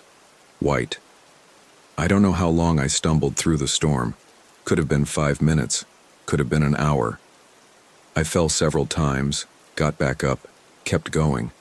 My lungs burned. My face felt like it was being flayed by the wind. Then I saw lights, gold and warm, cutting through the white. I stumbled toward them and a building materialized out of the storm. The bathroom facility. The lights were on inside. I pulled the door open and fell into the warmth. The door slammed shut behind me, cutting off the wind immediately. The bathroom was small. 2 stalls, 2 sinks, a shower. Institutional white tile that was cracked in places. Fluorescent lights humming overhead. And Kelly was there. She was standing at one of the sinks, looking at herself in the mirror, Her back was to me, but I recognized the ponytail, the jacket she'd been wearing. "Kelly?" My voice came out as a croak. She didn't turn around, didn't move at all, just stood there staring at her reflection. I moved closer, slowly. Something was wrong. Everything was wrong. "Kelly, are you okay?" She turned her head slightly, not enough to look at me, but enough that I could see her profile. "He thinks I'm her," she said. Her voice was flat, empty. "He can't tell the difference." "What are you talking about?" I came back and he was so relieved. He hugged me. He said he was so worried. She laughed, but it was wrong. Too high, too sharp. "He can't tell that I'm not her anymore." "You are her," I said, but I didn't believe it. "You're Kelly." "No." She turned to face me fully now, and I saw it. Something in her face had changed. Not physically, she looked exactly like the Kelly I'd met 3 days ago. But something in the eyes, the set of the mouth. It was like looking at a photograph of someone instead of the person themselves. "What happened to you?" I whispered. "I went outside," she said. "Into the storm. And it took me somewhere with doors that don't open and windows that show the wrong things, and when I came back..." She looked down at her hands, turning them over like she was seeing them for the first time. "This wasn't my body anymore. It just looks like it." I backed toward the door. "You're not making sense." "The storm takes people," she said. "It's been doing it for years, decades maybe. People come up here to camp and a storm hits and they go outside and they don't come back, or they come back different. Wrong. That's not possible." She smiled then, and it was the same too wide smile I'd seen through the peephole. "David can't tell. He's been sleeping next to me for 2 days and he has no idea. He kissed me this morning, Hannah. He told me he loved me." I grabbed the door handle. "I'm leaving." "The storm won't let you," she said. "Not until it takes you too. That's how it works. It needs to replace someone. It already got me. Now it wants you. You're crazy. Maybe." She turned back to the mirror. "Or maybe I'm the only one telling you the truth. The footsteps on your roof, that's you, Hannah. The you that's waiting to replace you. It walks up there learning how to be you, practicing your patterns. And when you finally break and go outside, it'll take your place. And the you standing here right now will be gone." "That's insane." "David can't tell the difference," she said again, her voice breaking slightly. "He looks at me with so much love and he doesn't know I'm not her. He doesn't know his wife is gone." I ran. I threw the door open and ran back into the storm. I didn't have a plan. I just knew I couldn't stay in that bathroom with her. With it. With whatever she'd become. The wind hit me like a physical force. I could barely see. I had no idea which direction I was going. Away from the bathroom, that was all I knew. I heard voices calling my name. They came from everywhere and nowhere, distorted by the wind.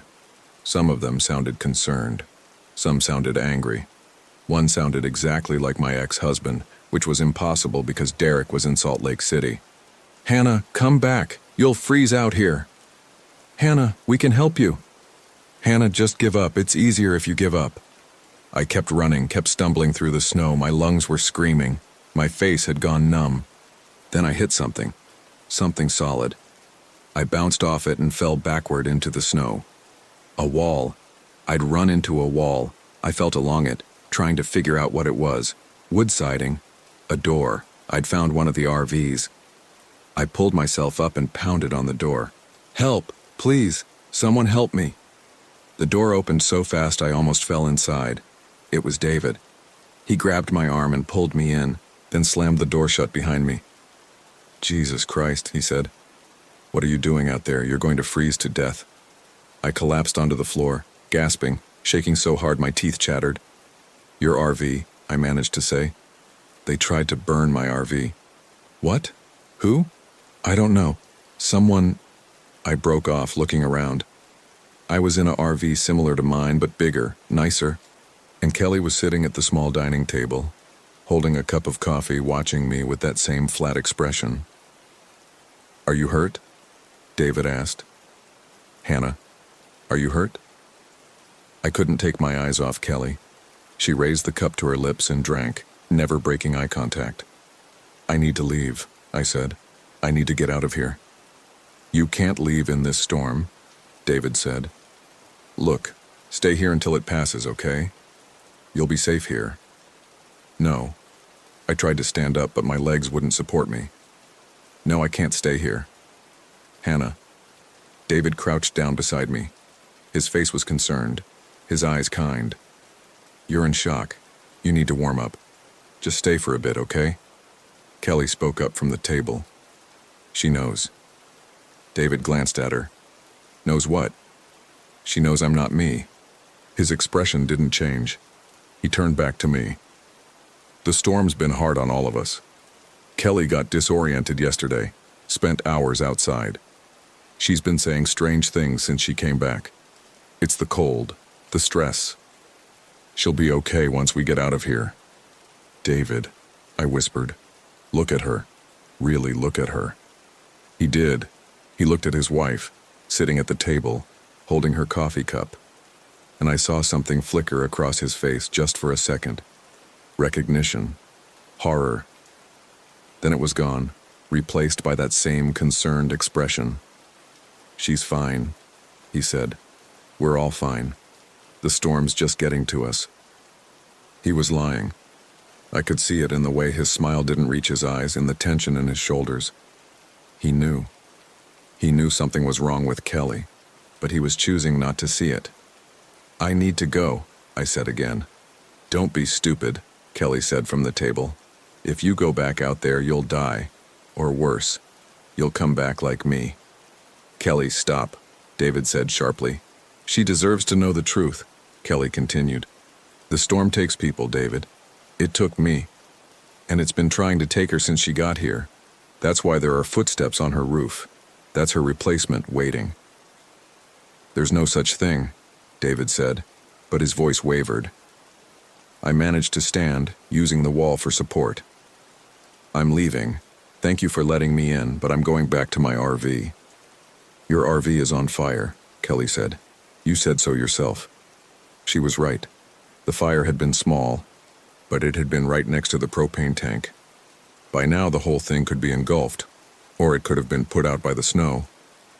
I had no way of knowing. Then I'll go to the camp office, I said. The old woman, she'll help me. There is no old woman, Kelly said. There hasn't been anyone in that office for 3 years. It closed. You've been talking to a memory, Hannah, or something pretending to be one. I backed toward the door. David made a move like he might try to stop me, but Kelly put a hand on his arm. Let her go, she said. Maybe she'll make it. Maybe the storm will let her leave. I fumbled with the door handle, got it open, and stumbled back out into the white. The wind had died down slightly. I could see maybe 10 feet now instead of 5. I oriented myself. The bathroom building was to my left, which meant my RV should be straight ahead. I trudged through the snow, every step an effort. The voices had stopped calling my name. The storm seemed almost quiet now, just the hiss of falling snow and the occasional gust of wind. My RV came into view. The fire was out, probably smothered by the snow. There was black scorch marks on one side, and the siding had melted in places, but it was intact. No explosion. I climbed inside and locked the door behind me. The smoke smell was still there, but it was better than being outside. I turned the heater on, wrapped myself in every blanket I had, and sat on the bed. The footsteps started immediately, front to back to front. Slow, patient. I looked at the ceiling. I know you're there, I said. I know what you are. The footsteps didn't stop. You can't have me, I said. My voice shook. I'm not going outside again. I'm staying right here until the storm stops, and then I'm leaving, and you can't stop me. The footsteps paused. For a moment, there was just silence. Then they started again, but faster now, harder. The whole RV shook with each step. Back and forth, like whatever was up there was angry. I pulled the blankets tighter and closed my eyes. Time passed in a blur. Hours, maybe days. The storm continued. The footsteps continued. I ran out of food. The propane ran out, and the heater died, and the cold crept in. I stopped being able to feel my fingers and toes. I hallucinated, I think. I saw Derek sitting across from me, telling me I'd been a terrible wife. I saw my mother, who'd been dead for 5 years, standing in the doorway asking why I never called. I saw Kelly with that horrible smile saying, "David can't tell the difference," over and over. Then finally the storm stopped. I opened my eyes and realized the wind had died. The RV wasn't shaking anymore, and the footsteps on the roof had stopped. I didn't trust it. I stayed in my blanket cocoon, watching the door, waiting for it to burst open. Nothing happened. After what might have been hours, I heard an engine, a big one. Diesel. I forced myself to stand and look out the window. The snow had stopped falling. The sky was visible, pale blue, almost white, and a snowplow was making its way through the campground, clearing the road. Behind it was a sheriff's SUV. I started laughing, or crying. Maybe both. I unlocked the door and stumbled outside, waving my arms. The SUV stopped. A deputy got out, his face concerned. "Ma'am, are you all right?" "The storm," I said. My voice was hoarse, barely working. "How long was the storm?" He looked confused. "The storm? It started night before last. Cleared up this morning. Are you okay? Do you need medical attention?" Night before last. That was impossible. I'd been trapped for days, at least a week. Time had, but I remembered what Kelly had said. Time moves differently in the storm.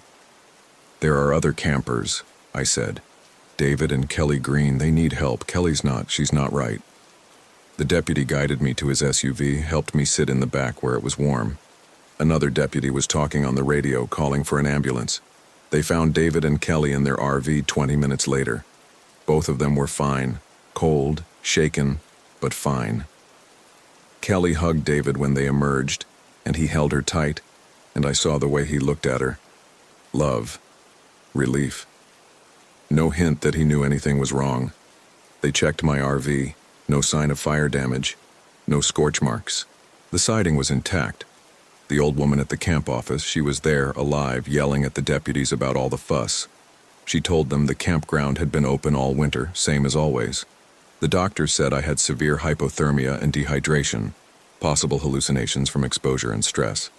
They kept me for 3 days, then released me to my sister. The police investigated but found nothing unusual. No evidence of anyone trying to burn my RV. No footprints on the roof. David and Kelly confirmed the storm had been bad, but not abnormal for the area. Kelly seemed completely fine. Friendly, normal, no trace of that flat effect or horrible smile. Everyone said the same thing. I'd been alone too long. The isolation, the divorce, the stress. It had all caught up with me. I'd had some kind of breakdown. Maybe they're right. Maybe I imagined it all. But 3 weeks after I got home, I got a friend request on Facebook from Kelly Green. I almost didn't accept it, but curiosity won. Her profile was normal. Pictures of her and David hiking, camping, smiling. Posts about their adventures. Everything you'd expect. Except in every single photo, she wasn't blinking. I scrolled through dozens of pictures looking for one where her eyes were closed, even mid-blink. There weren't any. In every photo, her eyes were wide open, staring directly at the camera. And in the most recent photo, one posted just yesterday, she was standing in a forest somewhere, smiling that too wide smile. The caption read, "Can't wait for our next camping trip. We found the perfect spot." Behind her, barely visible in the trees, there were shapes. Dark shapes that might have been shadows, or might have been people standing perfectly still, watching. I blocked her immediately. Blocked David, too. I sold the RV the next day for half of what I'd paid for it. I don't camp anymore. I don't go anywhere that doesn't have cell phone signal and crowds of people and lights. Sometimes at night, when I'm trying to fall asleep, I hear footsteps on the roof of my apartment building. Slow, patient, front to back to front. I know what it is. I know what it's waiting for. And I know that one day, despite all my precautions, I'm going to go outside at the wrong time. Maybe I'll step out to get the mail. Maybe I'll take out the trash, but I'll go outside and it'll be there and it'll take my place. And everyone who knows me will look at whatever comes back and think it's me. They won't be able to tell the difference. Just like David can't tell the difference about Kelly. The storm took her, and it's waiting to take me too. I'm writing this down so someone will know. So if I start acting strange, if my smile gets too wide or I stop blinking in photos, someone will remember that I warned them. I'm still me right now. I'm still Hannah Carter. I'm still the woman who bought an RV and went camping and survived a storm that I'm not sure was entirely natural. But I don't know how much longer that will be true. The footsteps on my roof are getting louder.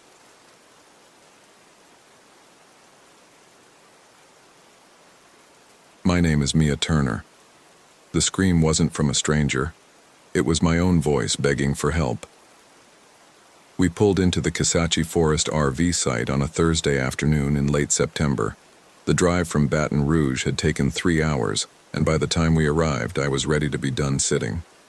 The RV we'd rented was a 32-foot Winnebago that handled like a school bus, and Jake had white-knuckled the steering wheel the entire way. "This is it?" he asked, looking at the entrance sign. The campground office was a small wooden building with peeling paint. A handwritten sign taped to the door said, "Ring bell for service." Jake rang it twice before an older woman came out, wiping her hands on her jeans. "Y'all checking in?" she asked. "Turner," Jake said. "We have a reservation for Site 47. She went back inside and returned with a clipboard and a map. 47's at the back, pretty isolated. That what you wanted?" "Yeah," I said. "We're trying to disconnect." She nodded, handed Jake the map, and pointed. "Straight back, take the left fork. You'll see the markers. There's a bathroom facility about a quarter mile up the main road. No cell service out here, so if you need anything, you'll have to drive back to the office." Jake thanked her, and we got back in the RV. The campground was larger than I expected. Most of the sites near the front were occupied by families with kids running around. As we drove deeper, the sites became more spread out, separated by thick stands of pine and oak. By the time we reached Site 47, we couldn't see any other RVs. "This is perfect," Jake said, putting the RV in park. I looked out at the clearing. It was about 50 feet across, ringed by trees. A picnic table and a fire ring sat in the middle. The ground was covered in pine needles. We spent the next hour setting up. Jake handled the hookups while I arranged the inside. We'd planned this trip for months. A long weekend to get away from work, from the city, from everything. Jake was a software developer and I worked in marketing. We'd been together for 4 years and lived in a one-bedroom apartment that felt smaller every day. By 6 o'clock, we had the RV leveled and connected. Jake built a fire in the ring while I made sandwiches. We sat outside and ate while the sun went down through the trees. "No phones," Jake said, holding up his dead cell. "No internet. Just us." "Weird, right?" I said. "I already want to check my email." That's the addiction talking. We finished eating as darkness settled over the campground. The fire crackled and popped. Somewhere in the distance, I could hear other campers talking, but they were far enough away that I couldn't make out words. "What do you want to do tomorrow?" Jake asked. "There's supposed to be a trail about 2 miles from here. The woman at the office mentioned it." "Sounds good." We stayed outside until the fire burned down to embers, then went inside. The RV had a small bedroom in the back with a queen bed. I changed into pajamas while Jake brushed his teeth. I was almost asleep when I heard it. A scream. Not close, but not far either. Coming from somewhere in the trees to the east. I sat up. "Did you hear that?" Jake was still in the bathroom. "Hear what?" "A scream." He came out, toothbrush in hand. "Like an animal?" "I don't know, it was weird." We both stood there, listening. "Nothing. Probably a fox," Jake said. "They can sound human." "Yeah, probably." But I didn't sleep well that night. I kept waking up, listening for it again. It never came. Friday morning was clear and cool. Jake made coffee while I got dressed. We ate breakfast outside, watching mist rise from the forest floor. "Sleep okay?" he asked. "Not really." "The scream?" "Yeah, it was definitely a fox," he said. "I looked it up once. They sound exactly like people screaming." "You looked it up when?" "Just now. I had to drive up to the office to get service and Googled it." "You drove to the office?" "You were still asleep. I wanted to check work emails anyway." He must have seen my expression because he added, "Just a quick check. I'm disconnected now. I promise." After breakfast, we drove to the trailhead. The parking area was empty except for one other car. The trail wound through pine forest for about 3 miles, according to the sign. We were about a mile in when Jake stopped. "Did you see that?" he asked. "See what?" "Something moved. Over there." He pointed into the trees to our left. I looked but saw nothing except pines and undergrowth. "Probably a deer." "Maybe." We kept walking. The trail climbed gradually, and after another half-mile, we reached a clearing with a view of the forest stretching out below. We took some pictures and sat on a fallen log to rest. "This was a good idea," Jake said, "coming out here. Yeah, we should do it more often. Get away, just the two of us." I agreed, but even as I said it, I was looking at the trees. The forest felt dense here, oppressive. I couldn't shake the feeling of being watched. We headed back down the trail and reached the RV around 2 in the afternoon. Jake suggested we drive into the nearest town for supplies, but I wanted to stay at the campsite. He went alone. I spent the next 2 hours reading on the picnic table. The campground was quiet. I saw no one. At some point, I got up to use the bathroom facility. It was a concrete building with stalls and showers, fluorescent lights that hummed. When I came out, I heard voices. They were coming from the direction of our site. I walked back, expecting to see Jake returned from town. The campsite was empty. The RV door was closed the way I'd left it. The fire ring was cold. But I definitely heard voices. 2 people talking, maybe more. I stood there for a full minute, listening. Nothing. I went inside the RV and locked the door. Jake got back around 5. He'd bought hot dogs and beer and marshmallows. We cooked the hot dogs over a fire and sat outside as the sun set. "See anyone while I was gone?" he asked. "No, why?" "Just curious, this place is pretty deserted." I didn't mention the voices, it seemed silly. We roasted marshmallows after dinner. The fire reflected off Jake's face, making his eyes look darker than usual. He was staring into the flames. "You okay?" I asked. "Yeah, just thinking about work." "I thought you were disconnected." "I am. It's just hard to shut it off, you know?" I did know. Even out here, my mind kept drifting back to the campaign I'd been working on. The deadlines waiting for me when I returned. We went inside around 9. Jake wanted to watch a movie on his laptop, but I was tired. I lay in bed while he sat in the front, headphones on. I could see the glow of the screen reflecting off the windshield. I must have dozed off because when I opened my eyes it was dark and Jake was next to me asleep. Then I heard it again. The scream, but this time it was closer. Much closer. And this time, I recognized it. It was my voice. I sat bolt upright, my heart slamming in my chest.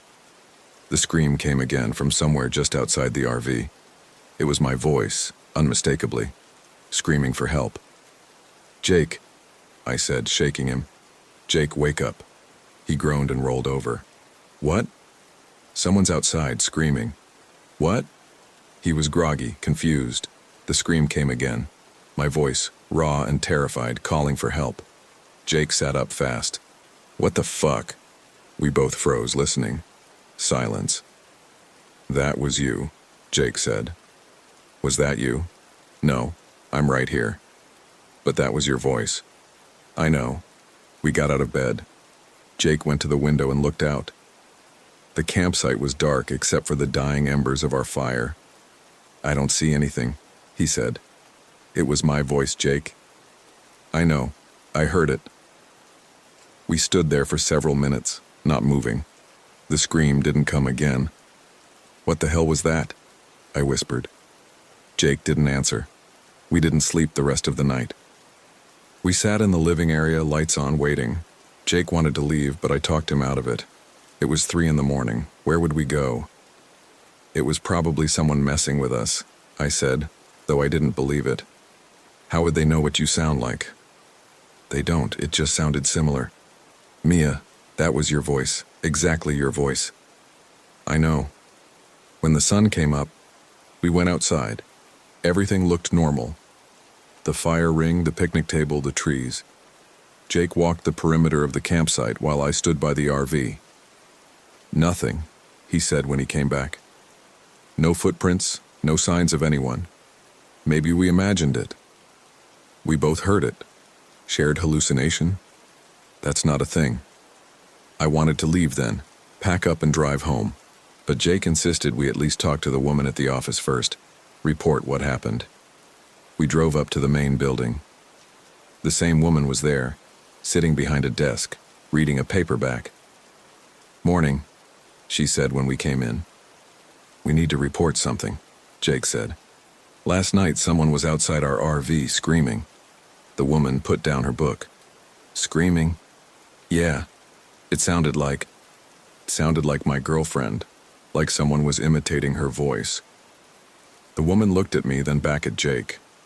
"Where are you folks staying?" "Site 47. Her expression changed slightly. "How long are you here?" "Through Sunday," I said. She picked up her book again. "Probably just a fox. They sound real human sometimes." "This wasn't a fox," Jake said.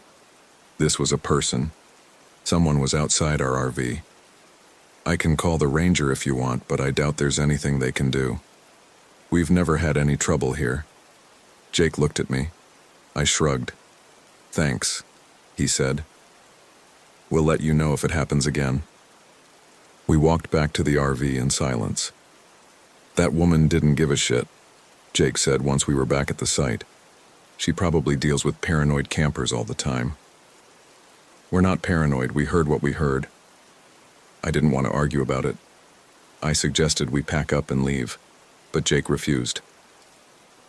"I'm not letting some asshole with a voice recorder run us off," he said. "We paid for 3 nights, so we stayed." The rest of Saturday was uneventful. We went on another hike, shorter this time. Jake was quiet, distracted. When we got back, he sat in one of the camp chairs and stared at his phone even though it had no service. "What are you doing?" I asked. "Just looking at photos." "Of what?" "Us, from before." "Before what?" He looked up at me. "I don't know. Just before." That night we made spaghetti on the camp stove. The pasta was overcooked and the sauce was bland, but neither of us said anything. We ate in silence, watching the fire. Around 9, Jake said he was going for a walk. "A walk? It's dark. I need to clear my head. I'll take the flashlight." "I'll come with you." "No, it's okay. I'll just be a few minutes." I didn't like it, but I also didn't want to fight. "Stay on the road," I said. "Don't go into the trees." "I won't." He grabbed the flashlight from inside the RV and headed toward the main road. I watched his light bob away until it disappeared around a bend. I sat by the fire and waited. 10 minutes passed, then 20, then 30. I went inside the RV and looked at the clock on the dashboard. It had been 45 minutes. I grabbed my phone even though I knew it was useless and went outside. I called Jake's name. No answer. I walked toward the main road calling for him. The campground was dark. I could see a few lights from other RVs in the distance, but our area was isolated. "Jake!" I shouted. "Jake, where are you?" Nothing. I walked further, my heart racing. The beam of my phone's flashlight cut through the darkness, illuminating pine trunks and shadows. Then I saw his flashlight. It was lying on the road about 100 yards from our site, still on, pointed into the ditch. I ran to it and picked it up. "Jake!" My voice echoed through the trees. I stood there, breathing hard, swinging both lights around. No sign of him. I ran back to the RV and got in the driver's seat. My hands were shaking so badly I could barely get the key in the ignition. I drove up to the office, but it was closed, dark. I honked the horn, but no one came out. I drove to the bathroom facility, thinking maybe he'd gone there. Empty. I spent the next hour driving around the campground, stopping at every site, asking if anyone had seen a man walking. Most people were already asleep. The few who answered said no.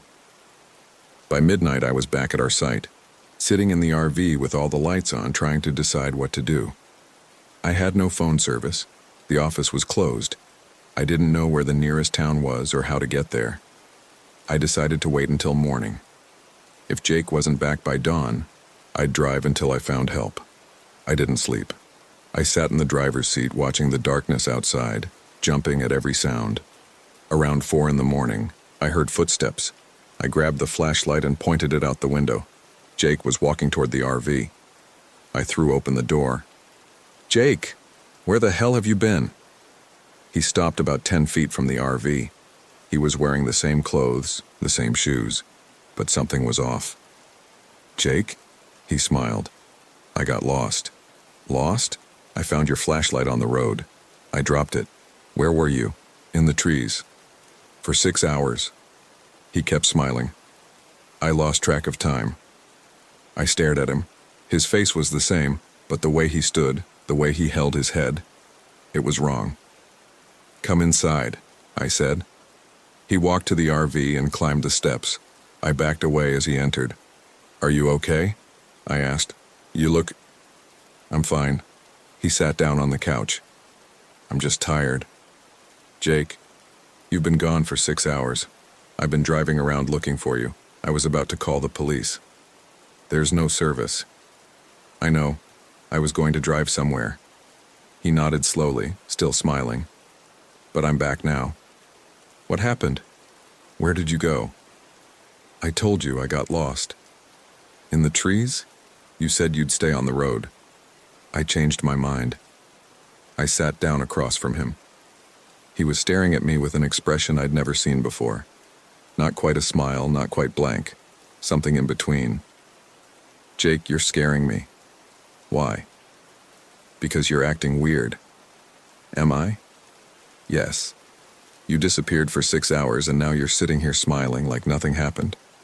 I'm not smiling. But he was. I could see it clearly. The corners of his mouth turned up. His eyes crinkled slightly. "Yes, you are." He touched his face as if checking. "Oh, I guess I am." "What happened out there?" "Nothing." "Nothing?" I walked. I got lost. I found my way back. I wanted to believe him. I wanted everything to be normal. But it wasn't. "Let's just go to bed," I said. "We'll talk about it in the morning." "Okay." He got up and walked to the bedroom. I followed, keeping my distance. He lay down on top of the covers, still wearing his shoes. "Take your shoes off," I said. "Why?" "Because you're in bed." He looked at his feet as if noticing the shoes for the first time. "Okay." He took them off and dropped them on the floor. I got into bed next to him, but I didn't close my eyes. I lay there, staring at the ceiling, listening to him breathe. After a while, he said, "Mia?" "Yeah?" "Do you love me?" "What?" "Of course I do." "Why?" "What do you mean, why?" "Why do you love me?" I turned to look at him. He was staring at the ceiling, his face expressionless. "Because you're kind," I said. "Because you make me laugh. Because we're good together." "Are we?" "Yes." He didn't respond. We lay there in silence until the sun came up. Sunday morning, Jake acted like nothing had happened. He made coffee and eggs, whistling while he cooked. I watched him from the couch, trying to figure out what was different. "How'd you sleep?" he asked, setting a plate in front of me. "Not great. You?" "Like a rock." "Do you remember last night when you went missing?" "I didn't go missing. I went for a walk." "For 6 hours. Was it that long?" "Yes, Jake, it was." He shrugged. "Time's weird out here." I ate a few bites of eggs, but I wasn't hungry. Jake sat across from me, eating quickly, smiling between bites. "We should pack up soon," I said. Checkout's at 11. Why would we leave? Because we're supposed to. Our reservation ends today. Let's extend it. What? Let's stay longer. I like it here. Jake, you went missing last night for 6 hours. I want to go home. I didn't go missing. Fine. You went for a walk. Either way, I want to leave. His smile faded slightly. Why? Because this place is fucked up. Because I keep hearing my own voice screaming in the woods because you're acting strange. I'm not acting strange. Yes, you are. He stared at me for a long moment, his face blank. Then the smile returned. Okay. We can leave. I felt relieved, but also unsettled. Something was wrong with Jake. The way he moved, the way he talked. It was like watching someone trying to imitate him. I started packing while Jake took down the awning. He worked slowly, methodically, humming to himself. I kept glancing at him through the window. When I came outside with a bag of trash, he was standing by the fire ring, looking into the trees. What are you looking at? I asked. Nothing. Jake. I said nothing. I threw the trash in the RV and went back to packing. By 10:30, we were ready to go. I got in the driver's seat and started the engine. Aren't you coming? I called to Jake. He was still standing by the fire ring. Jake! He turned and looked at me. For just a second, his face was completely blank. No smile, no expression, just empty. Then he blinked, and the smile returned. Coming. He climbed into the passenger seat, and we drove toward the exit. When we passed the office, the woman was outside watering plants. She looked up and watched us go by.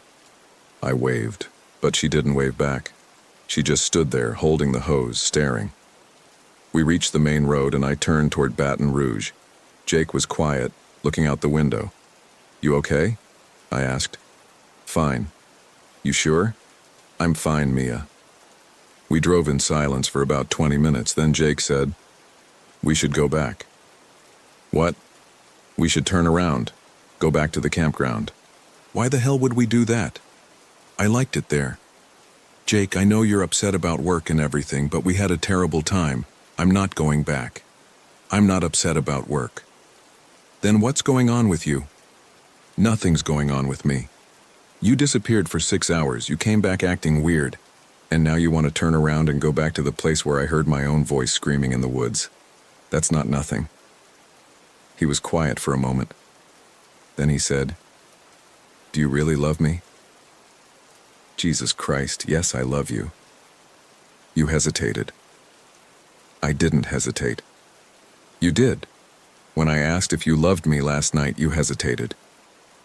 I was surprised by the question. You don't love me. Jake, stop, I love you. No, you don't. I pulled over to the side of the road and put the RV in park. I turned to face him. What is going on with you? He was smiling again, that same empty smile. Nothing's going on with me. You're not yourself. Yes, I am. No, you're not. Ever since you came back from that walk, you've been different. Different how? I don't know. Just different. Different bad or different good? Jake, this isn't funny. I'm not trying to be funny. I stared at him, trying to see past the smile, past the blank expression. But there was nothing there. No Jake. Just someone wearing his face. I want to go home, I said. Okay. I pulled back onto the road and kept driving. We were about an hour from Baton Rouge when Jake said, Stop the RV. Why? I need to get out. We're on the highway. I need to get out now. Jake! Stop the fucking RV. I'd never heard him raise his voice like that. I pulled over onto the shoulder and he threw open the door and jumped out. I got out and ran around to his side. He was standing in the grass looking at the trees along the highway. What are you doing? I asked. I need to go back. Go back where? To the forest. Jake, we're an hour away. Get back in the RV. I can't. What do you mean you can't? He turned to look at me. His face was wrong. The smile was too wide, stretching his mouth in a way that didn't look human. I need to go back, he said again. No. We're going home. You can go home. I'm going back. Jake, please. He started walking, not toward the trees, but along the shoulder, back in the direction we'd come. I ran after him. Jake, stop! He didn't stop. He kept walking, faster now, almost running. I grabbed his arm. Jake! He spun around and looked at me. His eyes were different, darker, empty. You don't love me, he said. I do love you. No, you don't. You never did. That's not true. It is, I can see it, I can see everything. What are you talking about? He pulled his arm free and kept walking. I stood there watching him go. A car passed, honking at me. I got back in the RV and pulled onto the highway. I followed Jake for about a mile, driving slowly behind him. Other cars honked and swerved around me. I didn't care. I watched him in the side mirror, walking along the shoulder, never looking back. Then he stopped. I stopped too, putting the RV in park. I got out and walked toward him. Jake? He was standing at the edge of the trees, staring into the forest. Jake, please, let's just go home. We can talk about whatever this is. He didn't respond. I reached out and touched his shoulder. He turned and looked at me. You should go home, he said. I don't belong there anymore. What does that mean? It means you should go. I'm not leaving you here. Yes, you are. He turned and walked into the trees. I followed him for about 20 feet, then lost him in the undergrowth. I called his name over and over, but he didn't answer. I stood there for maybe 10 minutes, waiting for him to come back. He didn't. Eventually, I walked back to the RV and sat in the driver's seat. I sat there for another hour, watching the trees, waiting. He never came back. I drove home alone. I called the police from a gas station and reported Jake missing. They took my information and said they'd send someone to search the area. I gave them the location where he'd walked into the trees. When I got back to our apartment, I didn't know what to do. I unpacked the RV and returned it to the rental company. I called Jake's parents and told them what happened. They were confused, upset. They asked me questions I couldn't answer. The police called me 3 days later. They'd searched the area where Jake disappeared. They found nothing. No footprints, no signs of him. They asked if we'd been fighting, if there was any reason he might have left on his own. I didn't know what to tell them. They expanded the search, brought in dogs. Nothing. After a week, they called to tell me they were suspending the search. Jake was officially a missing person. If I heard from him, I should call immediately. I didn't hear from him. I went back to work. People asked where Jake was. I told them we broke up. It was easier than explaining. I went to the apartment every day and expected him to be there. But he never was. 2 weeks after Jake disappeared, I woke up in the middle of the night to someone knocking on the door. I got up and looked through the peephole. Jake was standing in the hallway. I opened the door. "Hi," he said, smiling. "Jake? Where have you been?" "Can I come in?" I stepped aside and he walked into the apartment. He looked the same clothes, same face, but that smile was still there, that empty smile. "I've been calling you," I said. "The police are looking for you. Your parents are worried sick." "I know. Where have you been?" "In the forest." "For 2 weeks?" "Yes." "Doing what?" "Waiting." "Waiting for what?" He sat down on the couch, still smiling. "For you to come back." "Come back?" "Jake, I'm right here. You're the one who left." "No, you left." "I didn't leave. You walked into the trees and disappeared." "I've been in the apartment the whole time." "No, you haven't." "Yes, I have." I stared at him. He was looking around the apartment like he'd never seen it before. "Jake, you're not making sense." "I'm making perfect sense." "No, you're not. You're talking crazy." He looked at me, his smile widening. "Am I?"